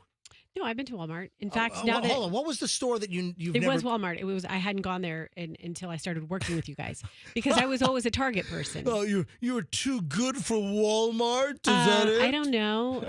Is projection, Mr. Snooty Patootie? No, I was at Walmart with Michelle and Chloe the other night. Buying the ridiculous amount of Halloween candy that Michelle always overbuys. Yeah, my kids love to go to Walmart. And I actually, but I didn't go there for a long time because I was always just like a drugstore person. I told you I grew up as a drugstore kid, and then I would just Target's closer to my house. I never went to Walmart, and I did for the first time, and I kind of fell in love with it. So, and even like sometimes when you go there, you were how many years old when you went to Walmart 100. for the first time? 100. Jeez. And so, and how long ago was it that you first stepped into Walmart? It was probably about 2.5 years ago. So you first walked into a Walmart just 2.5 years ago. Yes. That's crazy and town right there. And you do really see some, and I was shopping at Walmart one time recently with someone, and you do really see some crazy looking people there. And my friend pointed it out. She's like, oh my gosh, it is true, the what they say. And I was like, yes, but we're all accepted. Go to Walmart and just be you. Like I could walk into Walmart right now with my crazy red face. No one's gonna judge me. It's the people of Walmart. Yeah, no, like Guy the people of Walmart. Guy Fieri. Yeah, he's got Flavor Town. Here on the MJ Morning Show, we've got Crazy Town. Anyway, the reason why I'm bringing this up. What does that mean? When was the last time you were at Walmart? The last time, I mean, probably 2 weeks ago. Okay. Do you stop and show your receipt at Walmart? I don't know. But you see the people at the front door. You used to have the greeters welcoming you in. Now you've got like the opposite of a greeter, making sure you're not ripping them off sideways. So now you always have an employee posted, and sometimes it's two at the exit of Walmart. And is that in every Walmart? It's every Walmart that I've been to. There's always someone at the door. Someone always has door duty checking receipts. But what is the rule there? Do you have to stop? Like sometimes there are like 3, 4, 5 people in line, and people think that you have to stop. You don't. I never stop. I mean, I'm not rude. I'm not pushing people out of the way, but I'll go around it because you do not have to show your receipt at Walmart. No. But a lot of people think they do, and they stop. You don't. See, I must just be not paying attention because I don't even notice these people looking for receipts, and I've never been stopped. You must not go there enough because they're always there. They're very recognizable. But hey, Andrew, let's grab a couple of calls on this. And the reason why I'm pointing this out is if you're a law-abiding individual and you paid for all of your items, whether it was at a manned, checkout line or whether you did self-checkout, you don't have to stop at the door at Walmart to show the receipt. And in fact, I always just either walk right by, I'll wave, I'll smile. Hey, how you doing? I'm not rude, but you don't need to stop. And especially if there's a backup, you just walk around it and leave the store. And they never say a word because it's voluntary. You don't have a contract with them. Right. So the deal is at Sam's Club, part of Walmart. Yeah. At Sam's Club, you do have to stop because that's in the membership agreement, the membership contract. Same thing with Costco and Right. BJ's. You have to stop and show your receipt at the door. But at Walmart, you don't. Right. You don't have to stop, but people do.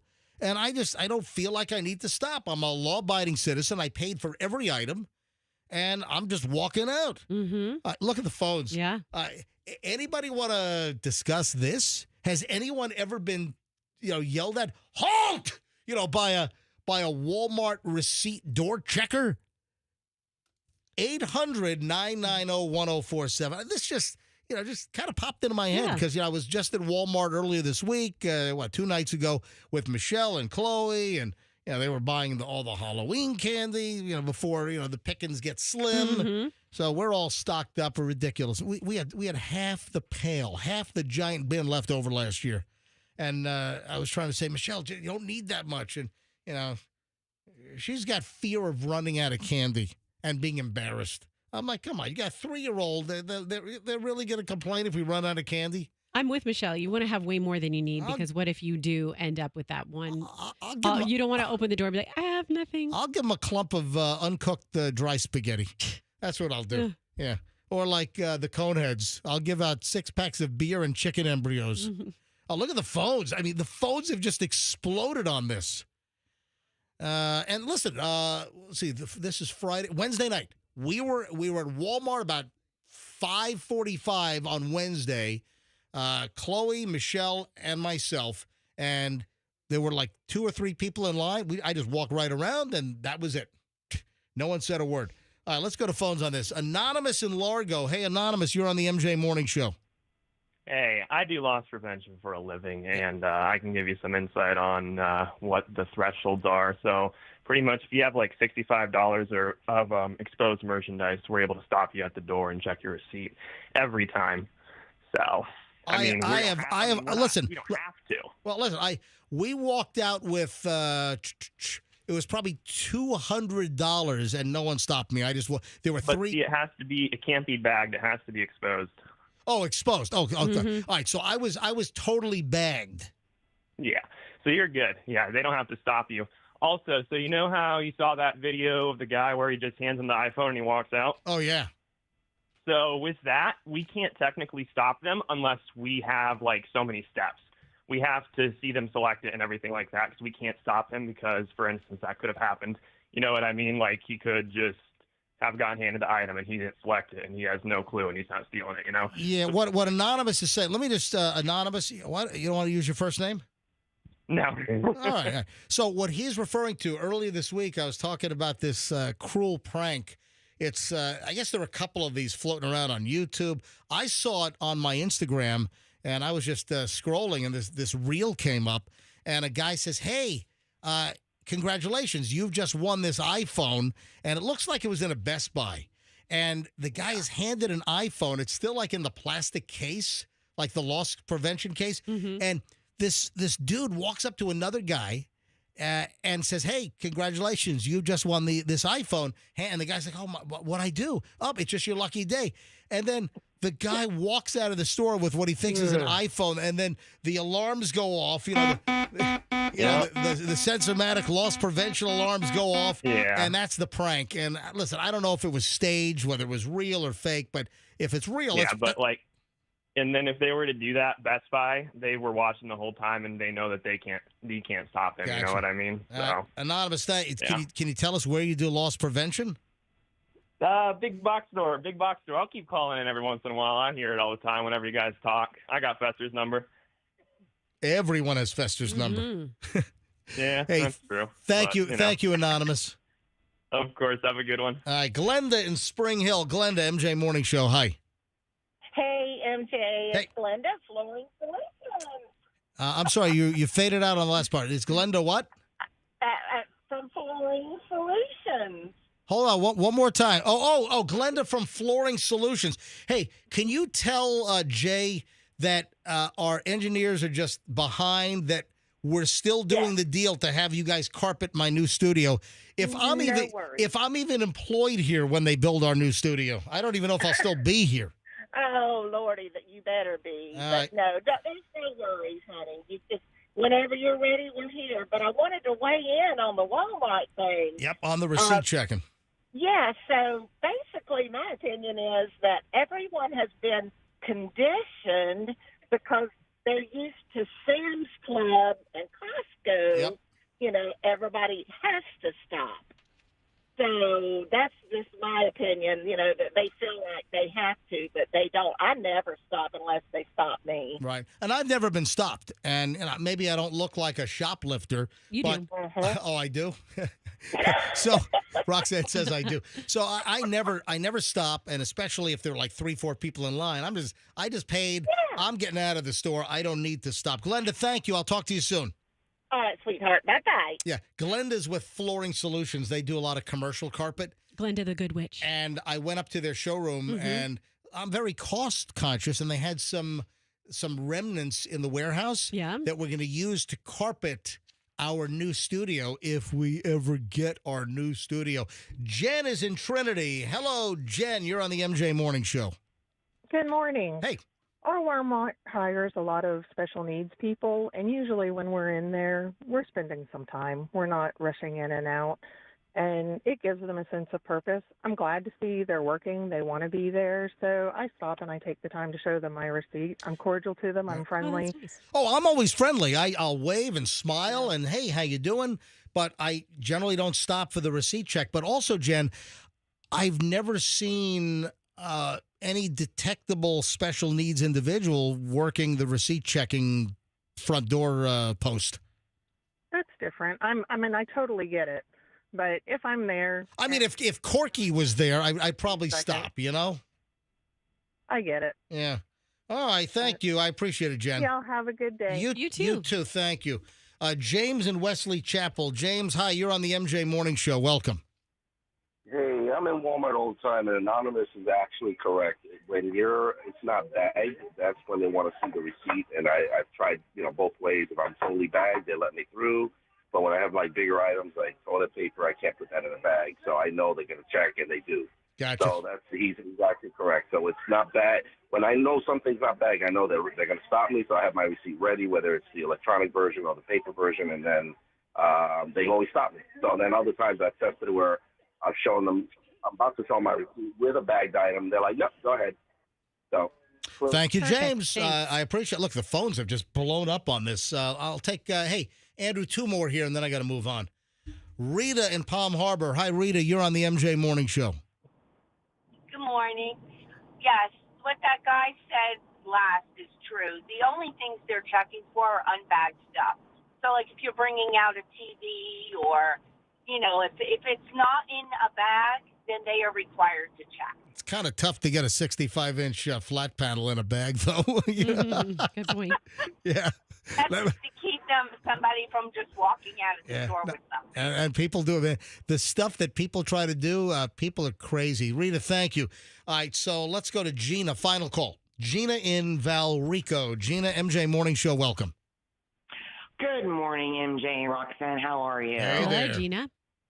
Awesome. Yeah, same thing. Agree. My Walmart here in Valrico, it's the same thing. If it's not bagged and exposed, then they ask to see your receipt. And there's many times where people just walk through, unfortunately, and it just doesn't get nice, and they don't understand why they do it. And I get to know, right? You get to know your people at Walmart when you're there all the time. So you just kind of say hi, you show your receipt, and then just walk through. Do you ever invite them out to dinner?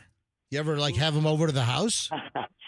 actually, there is one. There is one gentleman that I see all the time, and he goes to my church. So we say hello and just talk a little bit. Oh man, you'd really be able to steal from them. So you could rip if the guy from your church, he's not going to suspect you. You could really be a shoplifting Sally. Thank you, Gina. Have a great weekend. You as well. Thank you. We're going to call Fester in a minute. Oh yeah, countdown is on. Yeah, we're getting close to the final minutes that we can actually call Fester before he goes in for his first colonoscopy ever.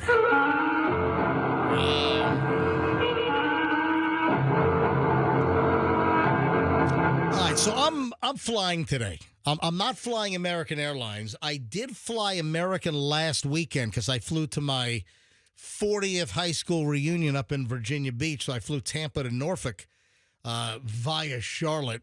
And American Airlines has not instituted this yet. This is actually pretty funny. I like this. So American Airlines,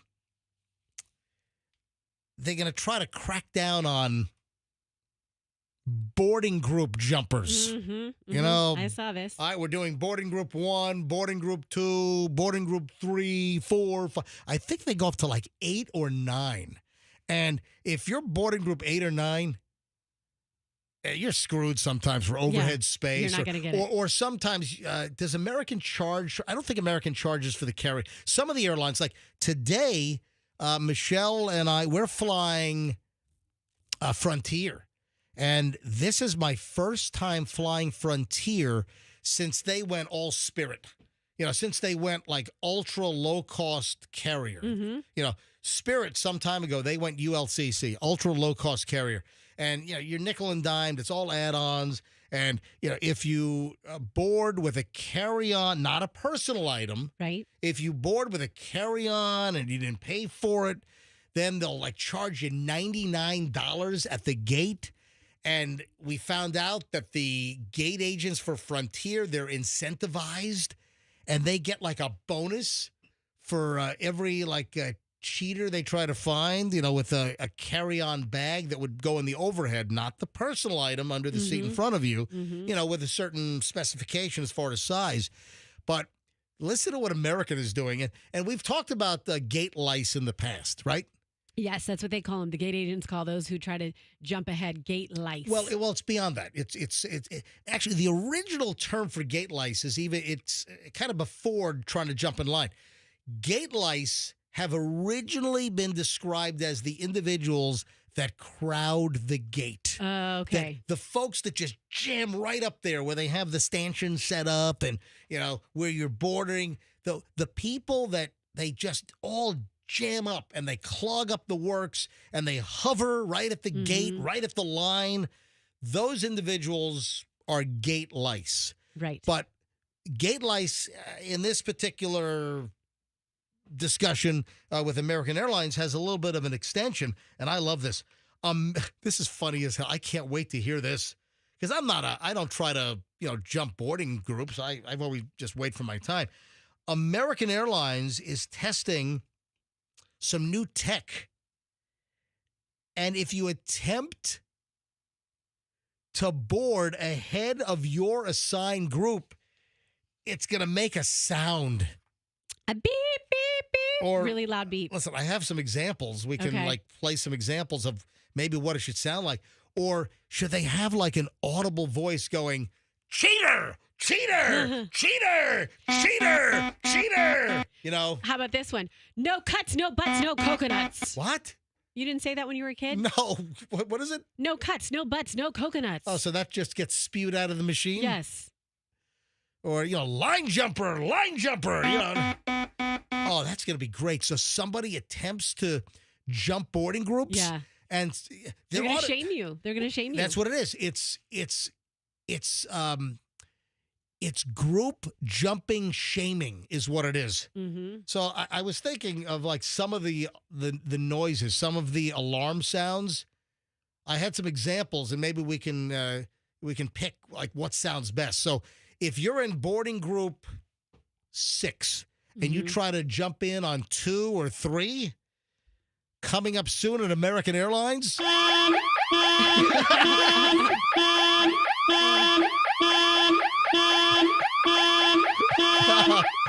What do you think? What do you think of that? Like an annoying car alarm and a big red light going off to go along with it. Or how about this one? Oh, this is a good one too.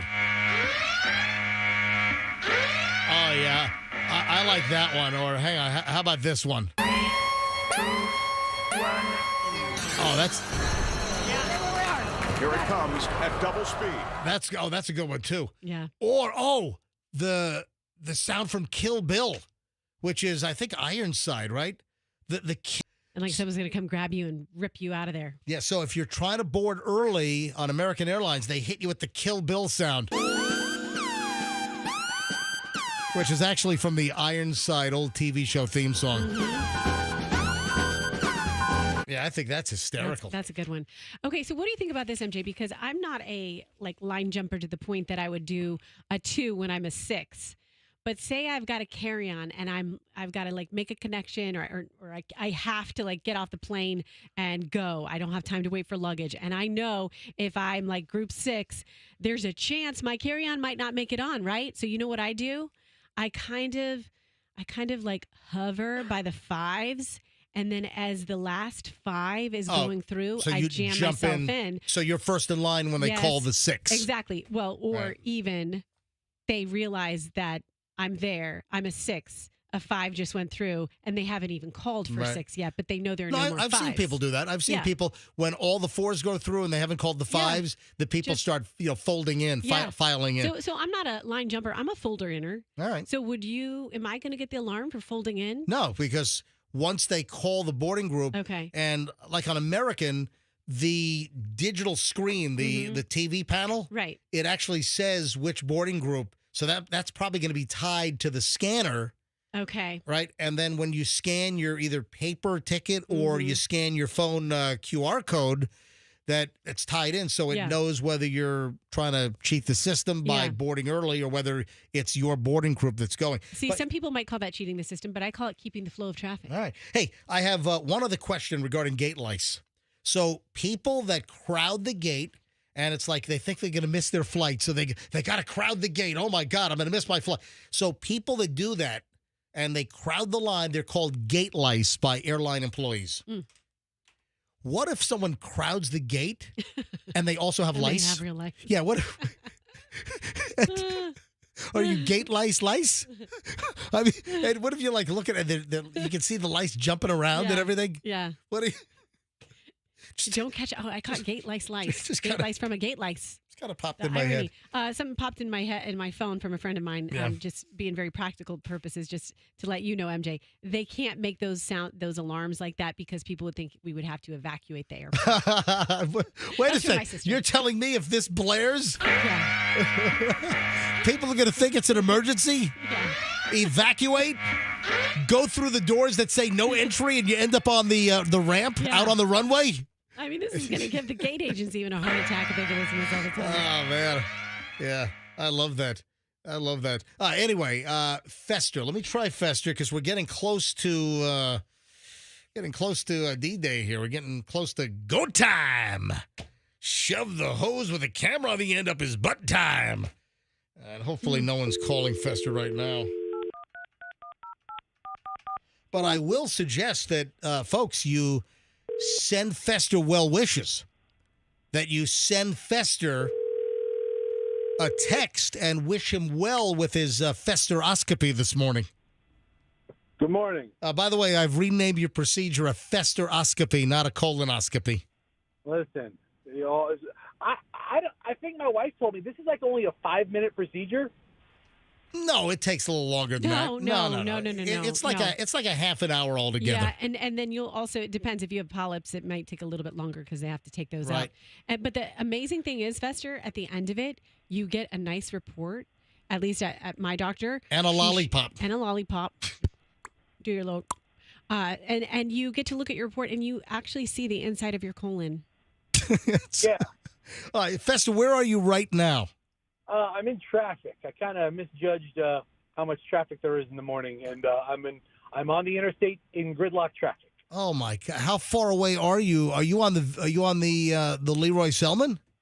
I'm 27 minutes away. I'll get there at 8:57. So What time did they tell you to arrive by? They said my appointment's at 9. So they didn't say, your appointment's at 9, get here at 8:30. They didn't say anything like that. All right. So if they told you 9, they're building in the time. They probably won't start your colonoscopy until 10 is what I'm guessing. Okay. Yeah. They probably have me just look over a bunch of paperwork. Fester, are you nervous at all? No. I had a conversation with Fester, and I had a very soothing, calming conversation with Fester last night. I spoke about this earlier in the 7 o'clock hour? Mm-hmm. Early 7 o'clock hour, I spoke with Fester. And last night, while I was doing my walk, I said, Fester, there's nothing to be nervous about. The prep is the worst part. I'm telling you right now, this is easy. They're going to knock you out with some propofol. They're going to do the thing up your butt. And and then you'll wake up, and it's like, that's it. There's like nothing to be nervous about. Unless it's like a Joan Rivers situation. You know? Yeah. Well, Joan and I are two different physical specimens. Yeah. So Joan Rivers went in for, what she have, an endoscopy? Mm-hmm. Yeah, I think she went in for an endoscopy for, I think, acid reflux, and they killed her. At a like the York something surgical center on the east side of Manhattan. And yes, just give me a Prilosec. Yeah, exactly. Mm-hmm. Now, but she went in to get scoped, and can you look that up, Roxanne, quickly? What did they do that killed Joan Rivers during like an inpatient surgery center, like a simple procedure? Fester, I'm not going to say you're getting Joan Rivers today, but listen, she was sedated with propofol before she died of low blood oxygen during a procedure. Yeah. Voice changes and acid reflux. Oh, yeah. All right, so listen, you're going to be fine. You're not going to have a Joan Rivers situation. I feel confident. Why did I even bring that up? I should have never brought that up. I feel pretty good about it, too. All right. Yeah, something you said earlier, it's relevant to everybody in this Tampa Bay area. Fester, is the traffic not insane? We don't ever deal with traffic because we have these wonky hours, contrarian hours. But the other day when I was driving into work on Tuesday, when I wasn't in the morning show with you and I left my daughter's school, I sat in like a parking lot, and it is shocking to me. But it's because everybody's on the road. You have everybody going to fix things. Was it Tuesday you didn't show up? Yeah, it was Tuesday. And then you alerted me at like 9:20 the previous night. Hey, I'm not going to be there tomorrow. Yeah. And but anyhow, traffic is unbelievable, and it's just everyone's telling me that it's just tenfold because it's workers going to do work on people's houses, and it's just the traffic. The traffic has just gotten crazy over the last since the pandemic. Just the traffic has gotten nuts here in the Tampa Bay area. So Fester, I've asked our listeners to send you a text, folks. If you would like to wish Fester the best, if you would like to wish Fester good luck with his Festeroscopy, his colonoscopy coming up in about an hour and a half, it seems. Send Fester a text, 813-310-8444. That's Fester's private phone, which is no secret. Send Fester a text and just wish him well. Give him your best wishes for his colonoscopy this morning. Text Fester, maybe cheer him up, allay any fears he has about a Joan Rivers situation. I have no fears about a Joan Rivers situation. I have none. I'm finer than fine. All right. So, folks, forward to it. Text Fester. Text Fester at 813-310-8444. Anything you'd like to share, the Lord's Prayer, whatever you want to share with Fester. I'll take them all. 813-310-8444. You can text Fester right now, or if you're driving, when you can safely, listen, have a message waiting for Fester when he wakes up from the anesthesia. That'd be great. Yeah. Yeah. We ought to see. You ought to get I think they give you like a CDR if you want. We ought to post your colonoscopy video up on MJTV. Mm-hmm. Yes, I think it would be one of the biggest things to put on your Instagram. That's a Fester's butt video. Absolutely. Hey, Fester, I saw this last night. You also found humor in this as well. What story do you think I'm talking about that you sent me with a snide comment and I also saw and I started laughing? I try to give you everything with a snide comment. Give me a reminder. Steakhouse. Okay, dude, so that place had the best prime rib. That place was great. I love that restaurant on Tyrone Boulevard, and now it's going to be a funeral home? All right. The old Harold Seltzer Steakhouse. I think it was Sam Seltzer's before that. Yeah, so it used to be, I remember on Dale Mabry, not far from the stadium. Remember they have the big cows? They have the cows out front? Yeah. So in Tampa, back in like the 90s, mid to late 90s, we had Sam Seltzer Steakhouse. And then they changed the name and they closed that one. Then they moved to St. Pete, I guess. Then it was Harold Seltzer Steakhouse. So I think Harold was the son. I can't remember. They're all related. Anyway, so it was announced recently that Harold Seltzer Steakhouse, they were shutting down, that they were retiring after, years and years. And this is crazy. Harold Seltzer Steakhouse, located right off Tyrone in St. Pete. It's going to become a funeral home. Unbelievable. So they're going from one dead meat to another. I mean, that's pretty rough. That's the truth. Listen, MJ, when you think about it, a steakhouse is really an ideal place for a morgue. They have the freezers and refrigerators already, right? Walk-in fridges. Yeah, sometimes they have like the display cases for like the display meats. You pick your relative. You pick your cut. Yeah, just the deceased folks are just they're in the cooler. You just get to walk in and look at them. Oh no! But that's, you know what? I guess it's better to go from steakhouse to funeral home than to go from funeral home to steakhouse. Yeah, it's our grand opening. Welcome to the steakhouse. The new owner, Service Company International, they run numerous funeral service locations around the country, and they're going to turn. Oh, wait a minute. It's more than numerous. Yeah, Dignity. Yeah, they're going to. Sorry. They a lot. They're going to, a lot.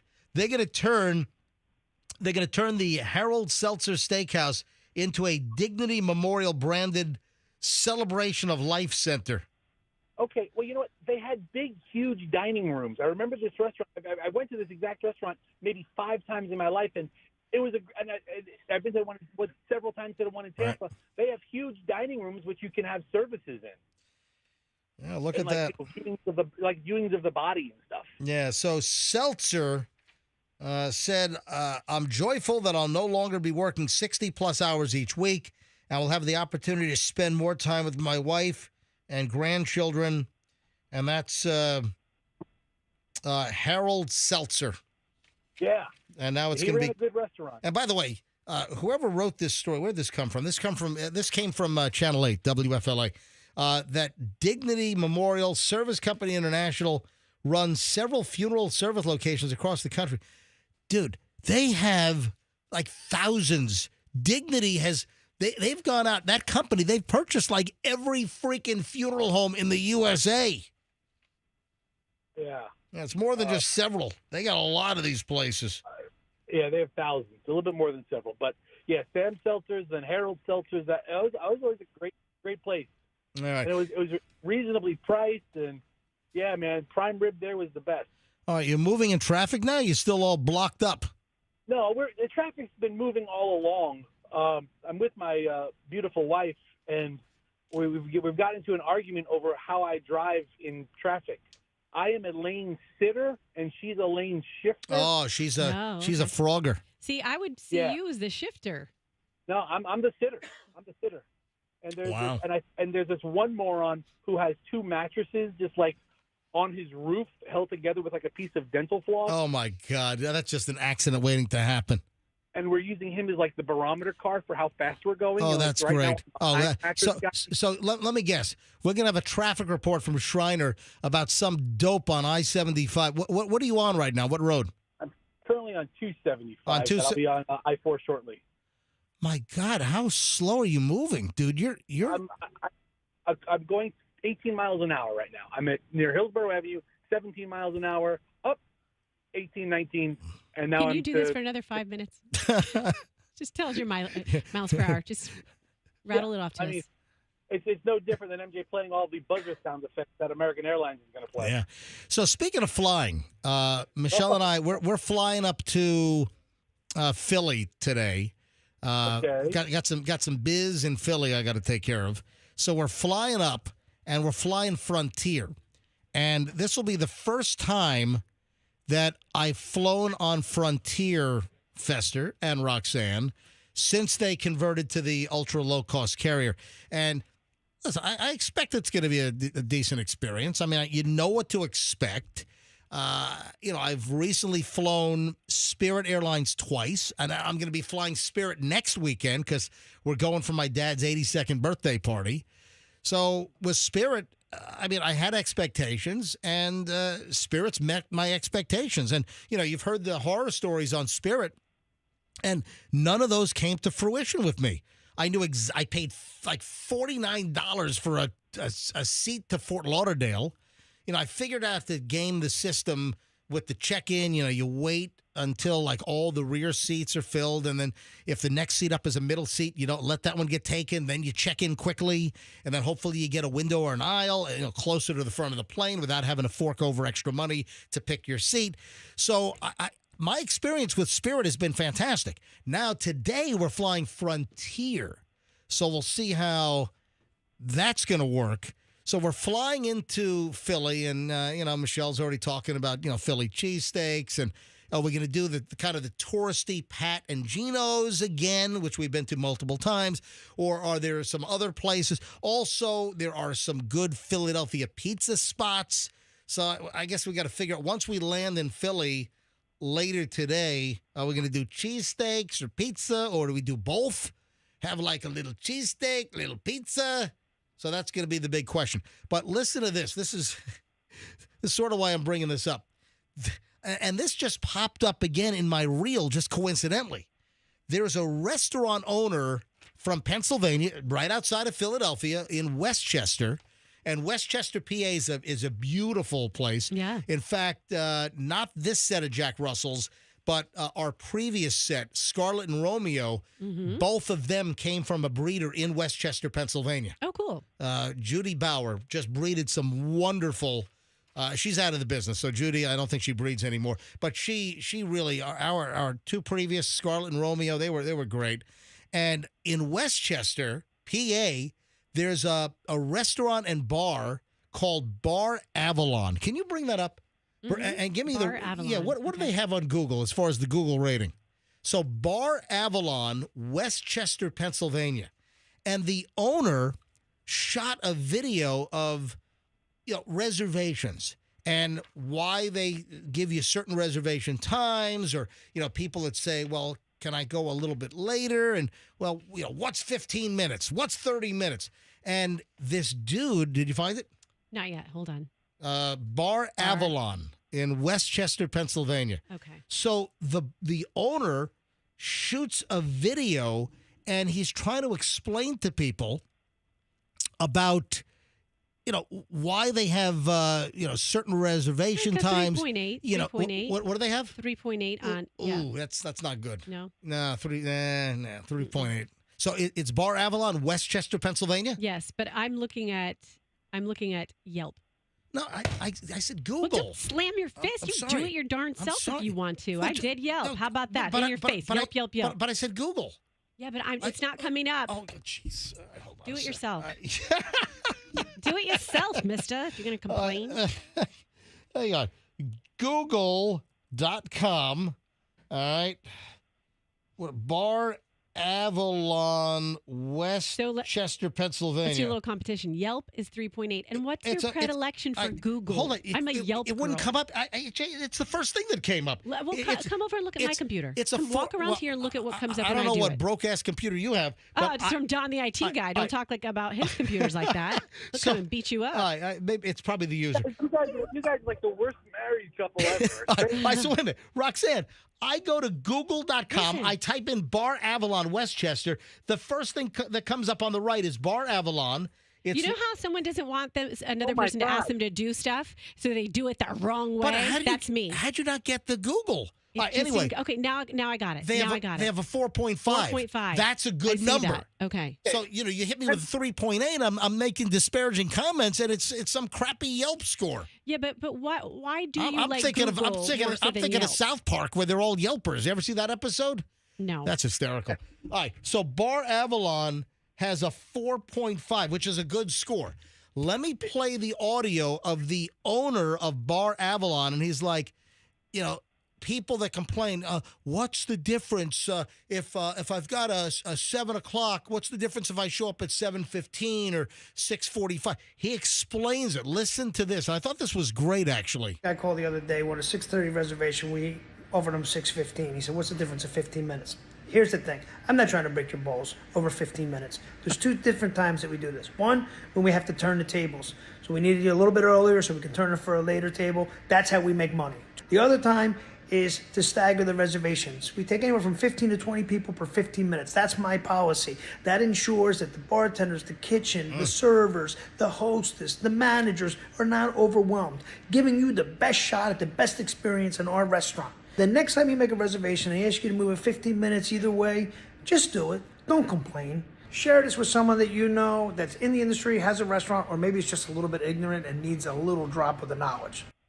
I thought that was a great little video. I like the guy's attitude. Hey, listen, it's what's 15 minutes either way? I'm not breaking your balls. He's just kind of giving us the lay of the land, the way the restaurant operates. And I thought it was, good, valuable information. And maybe people that see that will kind of back off and understand how a restaurant staggers their reservations. You know what? That's crazy. That's the same thing they're doing with my colonoscopy appointment. They have it staggered, so everybody has the best ass-probing experience. You want it all jammed up too much. You want enough time so everyone can get nice equal probing, right? Yeah, and to give the anesthesiologist enough time, and the prober, I guess that's the doctor, right? Enough time. So that's really useful information. I thought it was great. That's why I played it. Yeah. All right. I just did Michelle's trick. What does she do? She looks at the lowest scores. Oh, gosh. Did you read the Bar Avalon lowest? No. Do you want me to, or you? Sure. This is the dude we just heard. Yes. Well, this is the lowest score. Okay. Well, it's a 1 star. It's a 1 star. So it's a 1 star, and it's obviously there's a comment. Yes. How long ago was this comment? A year ago. So 1 year ago. And what's the username that left this comment? Krista. So Krista left this comment, 1 star, 1 year ago, and what does it read? Dine here if you want to get sick or possibly die. What? Really? Wow. Is there any more, or is that it? Yeah, something about she needed her Brussels sprouts separated from her pork belly without balsamic because of her food allergies. Oh, geez, stop. And then they didn't sept it, and she ate it, and then she had to be rushed to the ER with anaphylactic shock. Yeah. And they're doing, they're slamming her chest, trying to get her heart going in the back of the ambulance. The whole deal, right? Yeah. Krista had a rough night there. All right. Fester, 848, you're minutes away. I guess you're 11 minutes away now? According to the GPS, I'm 9 minutes. I'm 7 miles away. I'm on the Leroy Selman right now. All right, and you're going to be getting out at Falkenberg Road. I guess so. Yeah, Falkenberg, 6 miles. Yeah. All right. So Fester, has anyone been sending you well wishes via text? Oh, let me check. Hold on. Oh, look at the road. Hold on. I'm on the curve. Hold on here. Oh my God. I have 286 texts that came in the last 10. 286 texts in the last 12 minutes? Oh my God. You got this, Fest. Dear Fester, don't let Lurch get you. Prayers to you, brother. Hey, dude, maybe you shouldn't be reading text while you're driving. Yeah, right? Well, it's Yeah, only 17 miles per hour, so I guess that's okay. Oh, wow. Yeah, now we're going like 65, so Allison's freaking out. So All keep right. your eyes Put on it the road. down. All right, Fester, just keep your eyes on the road. And Fester, have a great colonoscopy, a great festeroscopy, and we'll see you on the other side. Hey, what happened to my... Somebody took my echo off. We'll see you on the other side. All right, Fester? Sounds great. Have a great weekend, everybody. Fester, come to the light. Listen. Come Put the to light. Use the light for my butt. All right. Dude, listen, we wish you the best. You're going to come through with shining colors. It's going to I'm going be... to come through with the camera in my ass. I mean, what are you talking about? It's just a colonoscopy. It's not a heart transplant. By the way, the medical practice that's doing Fester's colonoscopy, they're called ass masters. What a great name for a colonoscopy clinic. Ass masters. All right, Fester. Good luck. Wish you the best. And give me a buzz. The MJ endorsement right now. Hey, it's MJ for Ass Masters. If you want the best colonoscopy experience, you go to Ass Masters. Yeah. Call 813 Ass Probe. Leave the last E off for excruciating. All right. So, Fester, good luck, and seriously, call me when you're awake. Okay. Full disclosure: I'm a paid endorser of Ass Masters. My brother did for colonoscopy. He went there. It was very satisfying. It was great. All right. All right. Now, is Cajun Fester going to be getting a colonoscopy too? No, Cajun doesn't believe in that. All right, buddy. Good. Listen here. I don't want nobody going by my back door. All right. Good luck, buddy. I'll talk to you later on. Ooh-wee. Goodbye. All right, folks. If you want to send Fester a good luck text, he won't hit you back because he got 268 of them. If you want to send Fester a text, it's 813-310-8444, 813-310-8444 to text Fester right now. It's his private cell. It's his only phone. It's not like a gimmick where he has like a show phone. No, that's his only freaking phone. 813-310-8444. Send Fester a text wishing him good luck or whatever other message, or a message that he can see when he wakes up from the anesthesia.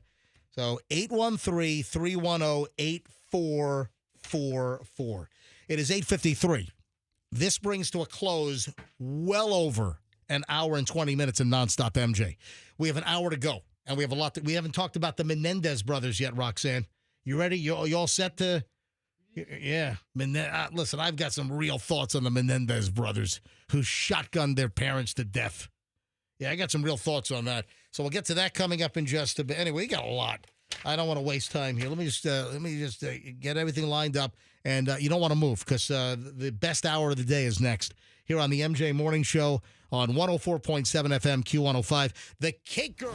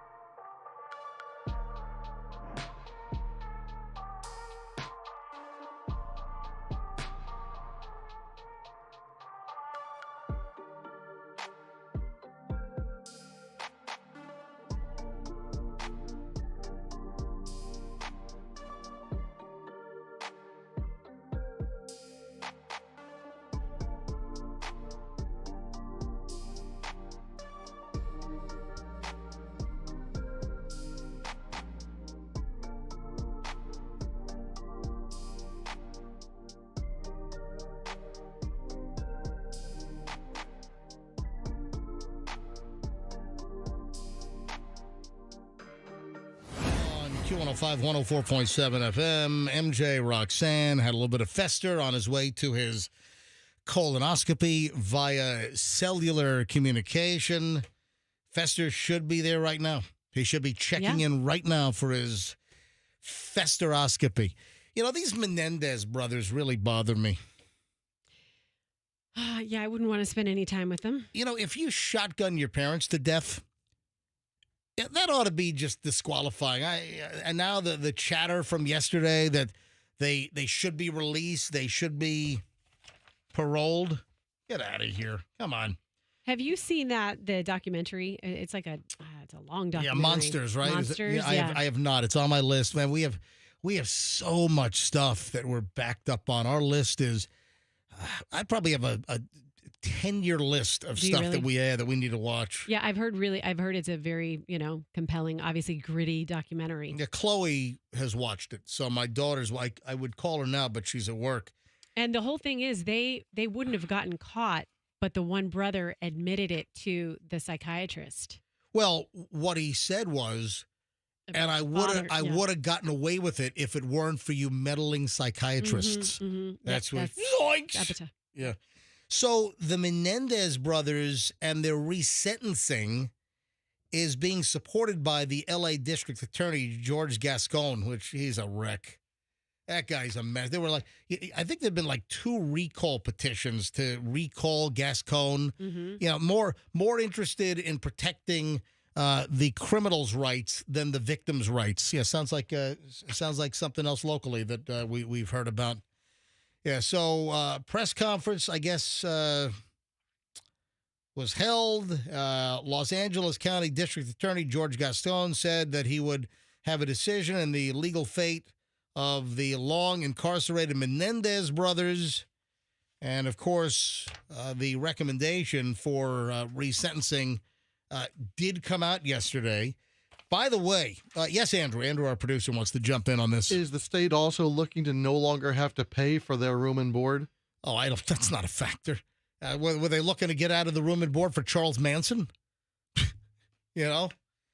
All right, so you got a whole bunch of Beverly Hills cops are really upset. Not going to fall for the Menendez and the tailpipe trick. Little Beverly Hills cop humor there. I got you. I got you. Just sing Roxanne next. Yeah. TMZ has a story. Some Beverly Hills cops upset Menendez brothers may be released. Some cops in Beverly Hills are not happy. Eric and Lyle Menendez could possibly be released, with some of the officers going as far as blasting it as a political move. I mean, I've heard that the documentary on this, The Monsters on Netflix, I hear it's fantastic. I just said that. Yeah.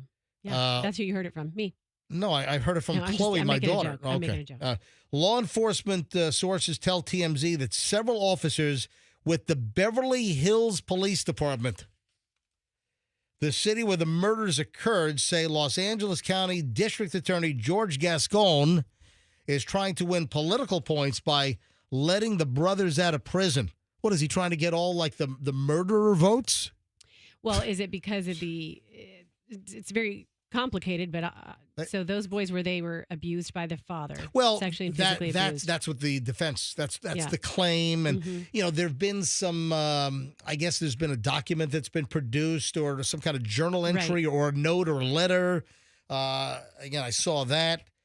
But listen, these kids premeditated this. They went to a sporting goods store. What was it? Because I asked you to look it up. It was like Big Six. Big Five in San Diego.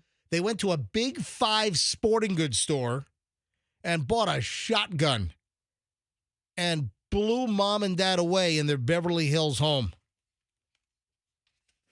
Lovely kids.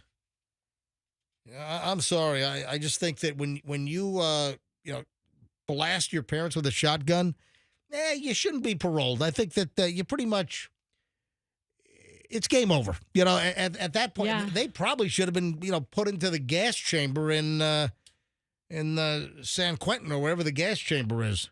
Yeah, I mean, it's amazing. So how did this just all of a sudden start to get so much more attention and be looked into again? What was the inciting event that was it the documentary or was it the? No, you know what it is? It's content for Netflix. Right? That's what it seems like. It seems like. Yep. Yeah, so Beverly Hills cops are really, really upset. When I say Beverly Hills cop, I'm thinking, I think this is going to prompt me to do a little mini concert from the Beverly Hills Cop soundtrack. Yeah. Little Axel F., little Harold Folk. Oh, what about this one? That big ball in Vegas. Oh, that's coming up. Yeah. Yeah. Anyway, so Beverly Hills cops are not happy with the potential Menendez brothers release. No, and guess what? Did you just want to do that I'm story? not happy either, Roxanne. No. Did you just want to do that story, MJ, so you could go through all that music? Because I kind of think that's why you wanted to do it more so. That's why I do a lot of content on the show, just to reminisce and play some great 80s music. I'm not hating on that. That music was fun. Yep. All right, listen to this. This sounds like my house.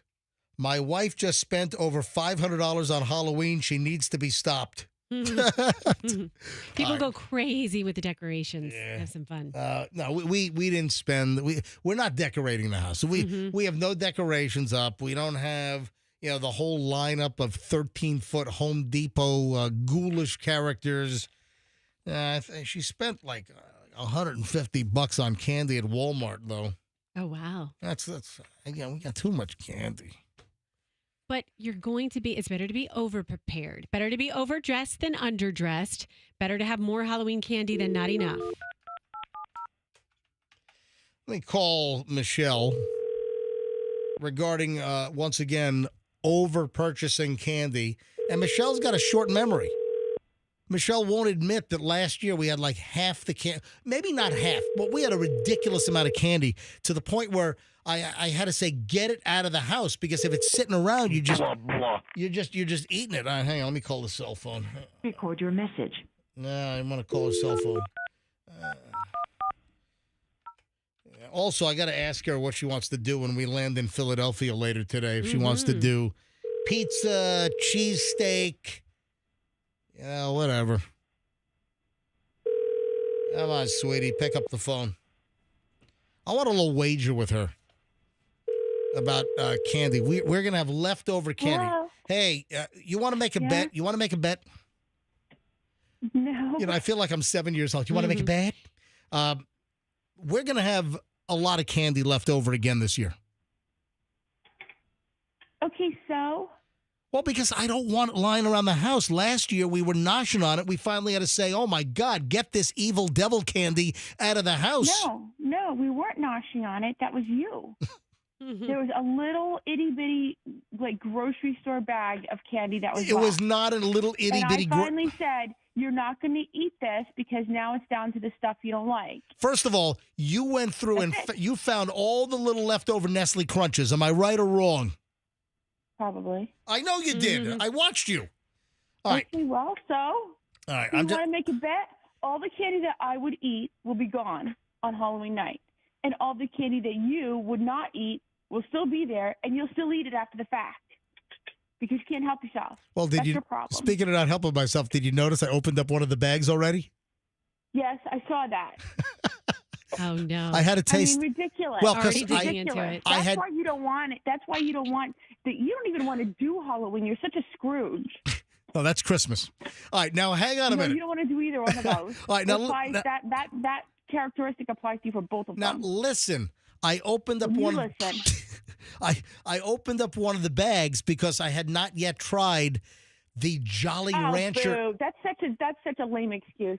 I haven't tried that one yet. It's the Jolly Rancher gummies. Did you know that? How is that your excuse when your fork goes into my plate like every day? I haven't tried this particular pork. Yeah, or this egg you made this morning. Hey, Roxanne, have you ever tried the new, I don't know if they're new. Did you know there were Jolly Rancher gummies? I have not tried those, but I've Jolly seen Ranchers them. are a hard candy. Yes. And then sometime they came out with the Jolly Rancher soft little, and I'm a sucker for gummies. I was just going to say, that's your wheelhouse, gummies, Albanese. I love Albanese. Those are the worst for your teeth. Yeah, they really are. I love the Haribo cola gummies. Yep. And those are the worst for your teeth. They stick in your teeth and your gums in between them. Yep. Sometimes listeners send me like the 5-pound bag, the bulk bag from Amazon here to the station. That's so nice. I love it. Fantastic. Hey, Hey, he sits there and eats it all in one night. so Michelle, are you looking forward to our Frontier flight today? it'll be an adventure. I think it should be fine. You bought all the stuff, so we're not going to get we're not going to get jacked at the gate for like $99 for a non-pre-purchased carry-on, right? No. You bundled up, right? Yes. We're all bundled, and we have a whole row, correct? Yeah. Do we have an exit row? Did you say? Yes. Oh, we're gonna get. You said you picked it. Oh, that's right, right. So we're gonna get the lecture. We're gonna have to with a verbal yes, agree to comply with any of the. Yes. Yeah. Yes. Yes. I already agreed online. Yes. You have to agree online before you buy it. Yes, but I think the flight attendant has to go over it again with you. Yes. All right. So when we land in Philadelphia, are we planning on doing like either pizza or cheesesteaks for dinner? I think pizza. All right. Now I've got a couple of pizza spots. My Oh, of course you do. I figured. I know, right? Well, listen, I don't know much about Philly pizza. Listen, I know New York really well. I know a bunch of other cities about pizza. I don't know a lot about Philly pizza, so I actually tapped my good buddy Scott Wiener from Scott's Pizza Tours in New York. I'm telling you right now that if you go to New York City, if you want to have a fun time, take a Scott's Pizza Tour. And they've got different ones that last like an hour and a half, or they have a whole bunch of different pizza tours. I'm telling you. On the other hand, if you want to avoid creating a pizza monster, hello MJ, then don't go on the Scott Wiener's Pizza Tour, because then you'll know more than you ever wanted to know about pizza, and then it will become like a passion and a laser focused thing for the rest of your life. Seriously, if you want to do something, if you're going to Manhattan and you want to do something great, go on a Scott's Pizza Tour, and you can just look it up on Google. So Scott gave me. He gave me a couple of pizza places to look at. Have you looked at them yet? No, that's your wheelhouse. You pick it. Oh, hang on. Let me. Did you look up pizza? Okay, I gotta go. What do you mean you have to go? Where are you going? I gotta go pack and pull some things for Julie. And remember how you told me you have all morning tomorrow to do your stuff. So that's what I got to do with my stuff. Right now I'm trying to eat. So Scott says that we ought to try Angelo's Pizza in Philadelphia. Oh, Angelo's is also the cheesesteak place. Oh, really? It's both pizza and cheesesteak. Oh, well, we can knock out two birds. Did he tell you to get the Mags Pizza there? I think that's the one that has the Mags or the Mags Pizza. He didn't tell me. He just said for pizza in Philadelphia, Angelo's and Pizzata. Pizzatta. He says they're awesome, and I believe and trust everything that Scott Wiener says from Scott Wiener's Pizza Tours. All right. All right. All right. Well, I'll see you in a bit. See you in a little while. All right. Bye, sweetie. All right. So we're going to be have a fun little trip this weekend. Later this afternoon. We're going to be shoving our faces with pizza and Philly cheesesteaks. Yum. I haven't had a... Oh, yes, we did have Philly cheesesteaks when our friend brought them in Tony's Hot Dogs. Anthony. Yeah. Oh, that's right. So those were delicious. He brought in Philly cheesesteaks as well, Tony's Hot Dogs. And you know who else does a great cheesesteak? An actual restaurant. Right. The Violet Stone has... they have a great pizza. I like the Violet Stone for pizza. And their cheesesteak is also phenomenal. Right. Is fantastic. Have they moved yet? I think they were supposed to move. Look up the Violet Stone. The Violet Stone. Yeah. The pizza shops that I like in St. Pete. I like the Pizza Box on Central is fantastic. And the husband and wife that run that place, they are so sweet. And the pizza is very good. Pizza Box on Central, and then the Violet Stone is on 2134 9th Avenue. Yeah, I guess that's still the old location, but I think they're moving. Okay, and then I see the Violet Stone food truck. Yeah, I think they're moving to a new location, like a much bigger location, which they really need it. Opening new location in St. Pete. When? Here we go. Does it say when? Hold on. It's when? Yep. It's thinking. Their popularity has grown so much that they're preparing to move operations to the corner of 26th Avenue and Dr. MLK Jr. When? I haven't gotten to that part. I said when. No, I'm kidding. Do I exasperate you sometimes? No, not at all. No, all the time. And in fact, I don't give enough, do I? All right. No, honestly, I'm skimming this article and it doesn't say when. Gotcha. So take that up with the reporters at this place that I'm reading it from. Where are you reading it from? I Love the Berg. Oh, I Love the Berg. Mm-hmm. All right. I love the Berg, too. I work in the Berg every day. I'm in the Berg right now in front of this microphone. It might be in there, but I'm skimming fast. Yep. So, Right. but I take your word for it. Violet Stone, the place. Yep. And the Pizza Box on Central. 2 good pizzas in St. Petersburg.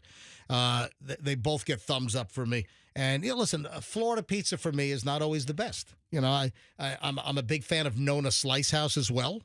So the Detroit and the Old World at the Nona Slice House. So I'll tell you, guess who's coming in on Tuesday? Who? Oh, Sardo. Sardo. Yep. Sardo is bringing in his New York style. Fantastic. By the way, Violet Stone location. At the end of the article, it says before the new year. So sometime this fourth quarter. All right, 9:21 at the MJ Morning Show. When we get back, the final chunk of the MJ Morning Show here on a Friday, I saw the most ridiculous thing. Now, when you're sick, you get like a sick day, and there are certain laws in certain states or cities regarding sick. I saw the most ridiculous sick day story I've ever seen. I was angry. I'm like, are you kidding me? Do you have any idea what this is? I do. Yes, I'm going to talk about it today, middays as well. How do you know this? Because I read it. Okay. Yeah. Give me a hint. Give me a sound effect. Yes. All right. You know what it is. Yeah. All right. I got Roxanne barking like a dog here on the MJ Morning Show. All right. 9:22. Find out what the hell we're talking about next here on the MJ Morning Show on Q105. 9:22. We're back in minutes.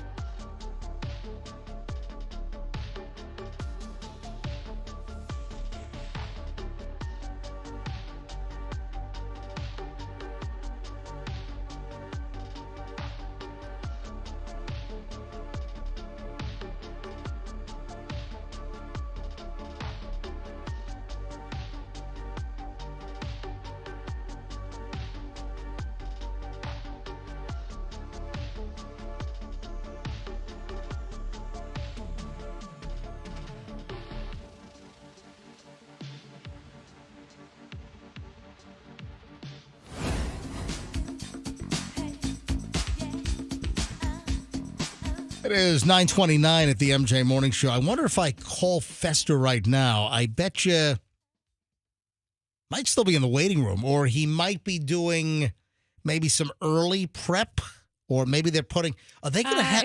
Are they going to have a gown big enough for him? I have wondered about certain sizes about his body. If it's going to take longer, he's a big man. If they use like a larger hose because of his, But you know what? For a very large 350-something pound guy, he's got a very flat butt. I try not to look at it. Well, it's kind of like, what is the famous sheer cliff at Yosemite? What do they call that? El Capitan, El right? Capitan, yeah. Right? El Capitan. That sounds right. So Fester's butt is like El Capitan.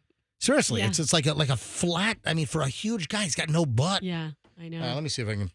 For those that don't know, Fester is right now at a surgery center. He's got his first ever colonoscopy. I don't think he's going to answer at this point. I think this is the point at which they're like, Your call has been forwarded to an automated voice man. messaging system. All right, hang on. Let me just do rule of twos. Hold on. Or other people might be. Your call has been forwarded. Oh man, that's going. He must have his phone off now. But folks, send him a text. Your call has been forwarded to. Yeah, it's just going right to voicemail. All right, so here's the deal. Send Fester a text so when he wakes up, send him a text right now. Fester, I hope your ass probing went well during your colonoscopy, or whatever. Send him a link to EU song from 1987, 88, Doing the Butt. Remember that song? Yeah. Yeah. All right, so send Fester a text and just wish him well when he gets out of his procedure. 813-310-8444. That's his cell number, 813-310-8444. So when he turns his phone back on, have it go bloop, bloop, bloop, bloop, bloop, all those little text notifications. We're giving Fester's butt a lot of airtime and a lot of attention. Yeah. Well, we are. It's a member of the MJ Morning Show getting. You didn't do this for me when I got mine. Well, did you do it during the show? Oh, yeah, I did. Yeah. Well, didn't we talk to you that morning? I think we did. I think we talked know. about it.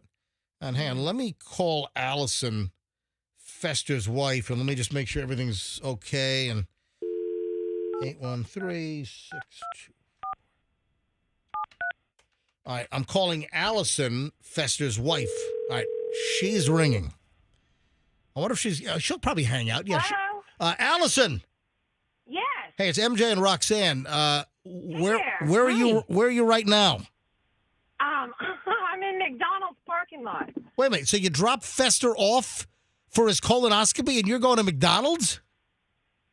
Well, yes, I needed a Diet Coke, and he didn't need me there. And so, yes, that's it. So he said to leave, and so I did. Yeah, which you don't need to sit around there. You know what? I'm glad that I called you because I actually have a story. I'm a doctor. You shouldn't drink diet soda for these 4 alarming reasons. Would you like to hear that? Oh. Well, I'm going to have a problem if I can't drink Diet Coke. I kind of live on it. Well, hang on. Let me get the fester details, then I'll share with you and everyone else. Okay. The problem with diet sodas, according to this doctor. All right, so everything went well. He checked in. What time are they going to be doing the colonoscopy? Do you know? They said 10 o'clock was their go-to, Yep. and then it's going to be, he'll be in and out in about 15 minutes, and then he will be in recovery, so I need to be back there by 11, 11:30, Yep. 12, they said, depending on what, how long it takes them in recovery. Hey, be honest with me. Is he a little bit nervous or is he okay? Not at all. Why do you Not keep at saying all. all this nervousness? Don't put that into the atmosphere. I'm not. I know, you're making me nervous Right? with all this Joan Rivers stuff. The Joan He's going to be fine. All right. I know. Right. We were talking about how easy it was, and then you started in on it, and I thought, well, doggone it, should I be worried? Well, Joan Rivers went in the other end. Fester's going in the rear end. All right, so you ready for more great news about why you shouldn't drink diet soda?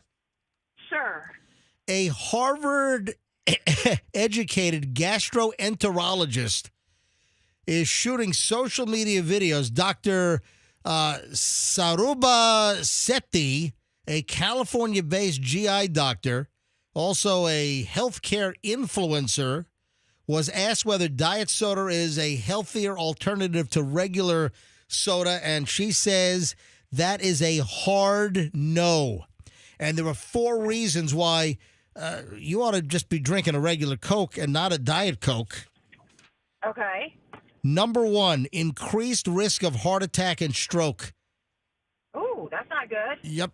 The claim is based on earlier research found that 2 or more artificially sweetened drinks increase the risk of a stroke by 25% and heart disease by 33%. Wow. Wow. The same study found that in comparison to people who never touch them, the risk of early death is 16% higher for a diet drink devotee versus somebody that doesn't touch it. All right, the next reason why you should skip diet sodas, Allison, Fester's wife, increased risk of kidney disease. Oh, man, I'm going to die early because of this. It's the high phosphorus content in diet sodas can contribute to chronic kidney disease. Then number 3, it disrupts the gut biome. Yeah. Diet sodas can negatively impact insulin sensitivity and disrupt the gut biome or the microbiome, affecting your gut health. Yeah, this argument draws on university research that found that the 6 artificial sweeteners commonly used in diet drinks, aspartame, sucralose, saccharin, neotame, advantage, acesulfame, potassium K, are all toxic to gut bacteria. Wow. And then number 4, you ready for the 4th one? Yes. If you drink diet sodas, Allison, it can increase your cravings. So haven't you seen this? You got somebody at the all-you-can-eat buffet, and then they order a diet drink, you know? Yeah. Okay, so your cravings for food, not cravings for more Diet Coke. Well, let me read. The doctor says they can increase cravings for high-calorie foods. Yeah, so disrupting appetite control. While diet sodas contain fewer calories than their sugary counterparts, research shows that they can still trigger the receptors in the brain that cause food cravings. The fact that most people believe the drinks are healthier also tends to lead to overconsumption. Oh, man. And listen, Allison, I'd always heard this. I'd always heard, and then I'll get your take. I'd always heard that people think, oh, I'm doing a diet drink. And what they do is then they overeat, thinking, oh, but I'm drinking diet drinks. Yeah. Doggone it. McDonald's Diet Coke is the best tasting crisp thing ever. This hurts my heart. But so funny, Allison, people who are passionate about Diet Coke, love it. Yeah. And for me, I don't like the taste of it. See, I don't like the taste of regular Coke because it's so sugary. It makes your mouth pucker up. It's so sugary. So I don't know that I would even be able to switch to regular Coke or want to. I do need to cut back, apparently. This is a lot of information on how bad it is. Well, Allison, how much Diet Coke or Diet soft drinks do you drink on a daily basis?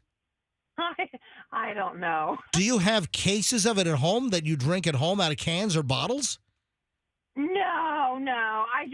I enjoy it, and I stop by the occasional McDonald's. Right, but you don't have Diet Coke at home, though, right? Not all the time, no. Maybe. Andrew, our producer, says the only diet drink that works is water. Yeah, that's it. Yeah. That's the go-to. Yeah. Well, I'm double fisting right now. I've got my big water jug and I have my Diet Coke. So yeah, guess what? They're double fisting right now on your husband in the colonoscopy room. Yes, they are. Oh gosh. All right. All right. So, are you going back to the surgery center right now? Yeah. I'll be back there in the next 30 minutes. All right. Hey, do me a favor. Text me when he's out and make sure that everything's okay. I sure will. And he didn't expire on the table, okay? Oh my gosh. All right. Now, he's gonna be fine. He's gonna be fine. All right. Thanks, Allison. Yeah, keep us posted, Allison. It's going to go fine. Do you think I nerve-wracked her? Are you trying to nerve-wrack people? No, I'm not. I'm just try to nerve-wrack people. I'm trying That's your to be. thing. I'm trying to be like an information sprinkler system. You know, just all kinds of information. All right, this is the dumbest thing I've seen in a long time. What time? 9:39. You got the MJ Morning Show. Thanks for listening. It's our Friday show almost done. We got just a few minutes left here. I got to run home. I got to pack. Going to Philly. Got some biz. Got to take care of. Some pizza and cheesesteak. Yum. Some eating biz. Tell you what, Michelle and I are talking about just hopping in a Velo flight from Tampa to New Haven just to go get some Frank Pepe pizza. I don't blame you. I've had that. It's good. Frank Pepe. And listen, I know they have a couple of Florida locations in Delray and Plantation, but still nothing beats going to, Wooster Street in New Haven, Connecticut, or even their other Connecticut branches like Manchester. They kick out a killer Frank Pepe pizza. And there were rumors that Frank Pepe was coming to Tampa as well, but I've not seen anything. That was like a year or so ago, and I haven't heard anything since. This is just ticking me off. This is just making me angry. This shot my blood pressure up. Did it? New York City may give pet owners paid time off to care for sick animals. So your dog, your cat is sick, so you get paid time off. It's not your kid. It's not your second grader. Yeah. I think this is kind of crazy. But I'm an animal lover, too. They haven't put it into place yet, right? They're kicking it around. Yeah. Is that the deal? They're talking about doing it? I mean, I think it'd be nice if you just had a boss who was cool and you're like, my dog needs surgery. Can I have the morning off to take him in? Or can I have the day off? Or can I work from home? Right? That would be good. Do we need a law in effect? No, kind of have it be a as case basis as your employer permits. So New York City Council is considering allowing pet owners to use paid sick leave to care for their animals. And listen, I'm a dog lover. You got to take a day off. What, you got to take what? I've got to take 3 months off to care for Snuggles. I'm sorry. I'm a huge animal lover. Michelle and I were at the vet yesterday afternoon with our 2 Jack Russells for their yearly exam. All right. What if Michelle was out of town and you had to take one of your Jack Russells for surgery? I mean, I kind of agree with you. I think it's ridiculous to say that there needs to be a law in place. I think that's ridiculous. However, what do you do when your dog is sick? Do you take a vacation day if you have to take it in for surgery? Well, I don't. Michelle. Right, Michelle does it. But what if she's not working? So what if she wasn't? What if she listen, I'd figure that. I'd work it out that I do it after the morning show. Well, yeah, but what if you had a 9-to-5 job when the surgeries take place 9 to 5? Well, then you take a day off. Is it a vacation day? Take a personal day. Okay, or a vacation day. We don't have personal days here, so it's either vacay or sick. I'm sorry. I don't, even though I'm a huge animal lover, Mhm. I don't think that you should get paid sick time off for your dog or your cat. Hopefully there's a lot of workplace flexibility now that you can just get it done and then get the rest of your work done the rest Your of the day. gerbil. Yeah. Yeah, the proposal sponsored by Manhattan Democrat Sean Abreu would amend the Earned Safe and Sick Time Act, which requires companies to offer paid time off for personal or family illness, and wants to. Listen, I consider our dogs part of the family. Absolutely. I love our dogs. But I'm sorry, I'm not going to jump on board with paid sick leave for your dog. That's ridiculous. Well, it'll probably pass. That's what I'm sure it will in New York City. Oh, did you see how Hillsborough County, and I'm sure the other counties going to do the same thing. Yeah. Hillsborough County, to make up for all the lost time for Helene and Milton. Yeah. All those early release days, boom, gone. And then didn't they do something at middle schools and high schools where they added a couple minutes here and they added a couple minutes to each day? So the release time is later? Kids will also have to go to school on Saturdays and Sundays till further notice. No, I'm kidding. I'm joking. Yeah, Hillsborough County schools will cancel virtually all of the early release days. Yeah, the Tampa Bay Times says that there'll be some other adjustments as well. The district will also waive first semester exams for middle and high school students. Wow. With exceptions for students who need a test to help earn course credit to improve their grade. Yeah, so the district had already nixed early release days for most of the rest of the first semester, which now runs through mid-January to compensate for the 3 days lost during Helene, and then 8 more days of school after Milton, before and after Milton. Holy crap, 8 days. Mm-hmm. It's like a fall break to match like spring break. Yeah. Trust me, all these folks would rather have gone to school than deal with the crap we had to deal with. For sure. Especially those that were hit really hard. Middle and high school credit classes will be extended by 2 minutes during the second semester. That's what I was talking about. 2 minutes. 2-minute deal. It's not a lot. It doesn't seem like it seems like throwaway, doesn't it? Kind of. I guess it adds up, though. Yeah, over time it adds 2 minutes. up. Listen, during the course of the week, 2 minutes times 5, that's 10 minutes. Then a whole month is 40 minutes, right? That's some good math right there. Yep. Oh, yeah. I'm a math genius. I do the Chisenbacher with my fingers or whatever that was. Remember that? Do you remember that crazy? There was like a TV commercial for it when I was a little kid. Yes, and your kid should learn Chisenbacher. What? I've never heard of this. Yeah, it was a crazy deal where you're like doing all kinds of crazy, like you're moving your knuckles around. This is like Martian language to me. I've never heard that word before in my life. Chisenbacher? I just remember there were TV commercials when I was like 10 years old that I saw. Look it up. Chisem, Chisembacher. I don't even. Just look that. See if it gets you anywhere. Chisenbacher. I see Chisenbach. Math. And then does it come? Was it come up? Finger counting method used to perform basic. All right, so hold on. What is the actual pronunciation? Chisenbop. All right, spell it. Chisanbop. Chisenbop. Mm-hmm. Oh. Yeah. How to use it for counting. Not to be confused with umbop. I wonder if. By Hanson. Yeah. I wonder if Chisenbop is what is it? What do they do now? The math core something. Yeah, I don't know. I think that's going to do it. I think we're going to call it a day. Okay, let's do it. We'll just be saying prayers for Fester. Keep it moving. If I get a Fester update. Yeah. The MJ Morning Show has left the building.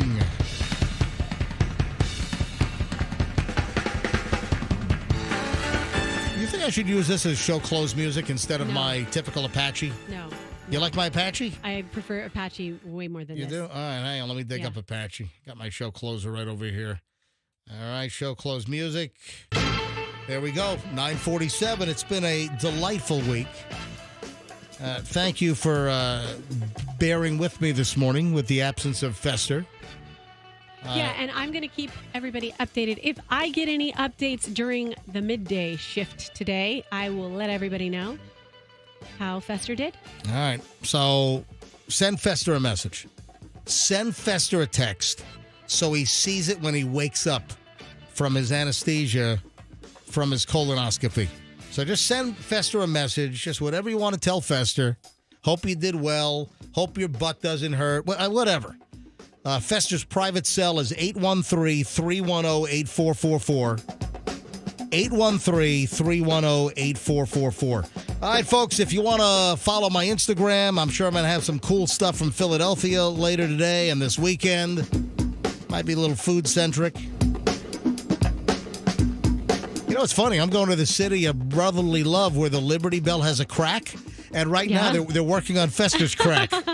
Oh, that's ironic. How about or that? Synchronicity or something. Yeah. My Instagram is Certified MJ Radio. That's Certified MJ Radio. So follow my IG this weekend. Give me a follow. Certified MJ Radio. Roxanne is Roxanne Wilder. We'll see you back here Monday morning. Have a great weekend, everybody. Wish me luck on Frontier Airlines later today with Michelle. And let's be careful out there.